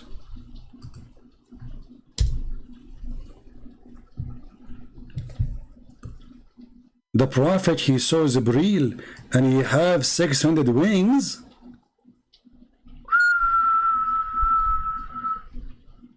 So what we would do with the verse saying the angels have 2 and 3 and 4? Who is Jibreel then? He cannot be an angel. Because the angels, they have either 2 or 3 or 4. This guy, you have second wings. And by the way, don't ask me, or don't ask the Prophet how was able to count them. I think Jibreel, he told him. There's no way that Jibreel was standing for 10 hours and then the Prophet was counting his feather. And, okay. So, the Prophet, he saw the gracious sign of Allah, implied that he saw Jibreel in his original form, and he had 600 wings. So what this verse is saying, that there is angels have only 2 and 3 and 4. What is the verse? So please don't refresh my memory, otherwise we will stay forever here. Anyway guys, I think it's time to go. I want to say thank you for being here, and I really appreciate you all. Please download the video, and those who will download it, you can cut it pieces to make it about refutation of that guy, because there's many things we mentioned, just to shorten it and get this guy busted. So as you see, we showed you tons of reference. This guy is a potato, and they speak about 6 ethic when they are following the most perverted man ever in history. I want to say thank you for all. Thank you for those who download the videos, who add subtitle, and thank you for those who support us in donation. May the Lord bless you. We feel sorry for the Muslims that they are following a false prophet, and this is why your sheikhs, they deny your religion, and they are in total chaos, and always they claim victory. It was hilarious when the Muslims, they come to the chat today, and I do not know about this video yet, and they were saying like, Allahu Akbar, Sheikh Uthman destroyed 3 Christians, but the one who was talking there is one, and he got him busted. And the guy, he said to them, this is a weak hadith, very weak hadith, and it's not. And they got him busted. And he said to him that Al-Kalam is not a philosophy, and that guy is a Christian, he's not a Sheikh, and he got him busted. He said, no, it's philosophy. Everything there was a joke. And by the way, this guy is not worth my time. But because he mentioned my name, I had to give him some, you know, kick. And I'm sure he'll love it. And now he will make a video says, I challenge the Christian Prince to debate me face to face. My friend, I would love to come debate you to face, but the problem, I have 6 wings. I don't know how, I mean, your God Allah, he says angels have only 2 and 3 and 4. And by the way, if I'm an angel, I have 3 wings. The 3rd wing will be where? My head, maybe? I mean, the angel have 3 wings? Where is the 3rd one will be? Maybe he will hold it in his hand. Maybe this wind is a spear, like a car, like if you have a flight. Oh, I remember there's here we go. How I'm going to leave? There's an angel, his name is Futros. This Futros, brother, he commits sin. And then Allah, he broke his wind, and he sent him to an island in Thailand. And then this angel, he heard noise in the sky, and he saw Jibreel flying. Futros, he said to Jibreel, why this noise? Is this the day of judgment? Jibreel, he said to him, no, Futros, it's not the day of judgment. Today, the Prophet have 2 children, they are born, and they are the grandsons, and we are taking thousands of angels to greet them. Futros, he said, please, Jibreel, take me with you. Take me with you, Jibreel. Jibreel, he said to him, how I can take you with me, and your wings is broken? He said to him, ask Allah. And then Allah, he looked at Futros, and he saw how much he loved the children of the Prophet, and he liked to go. So Allah, he fixed his wings, and he told him to fly. And this is a true story. But if I want to talk about it, it's going to take me another day staying here, and already we are here for almost 3 hours 44 minutes. Thank you guys for being here. May the Lord bless you. I have to cut it off, otherwise this is endless garbage, endless stupidity, endless madness. Muhammad, he do a lot of poo-poo, and poo-poo come, poo-poo go, and never become fertilizer because it's made by Muhammad. It is useless poo-poo, because animals' poo-poos are useful, but I don't see any use of the poo-poo of Muhammad, except fictions, fairy tales, and stupidity. Thank you, God bless you, and don't forget to download the videos as soon as they are ready, because you know the Muslims, they don't like to see those videos around. Take care.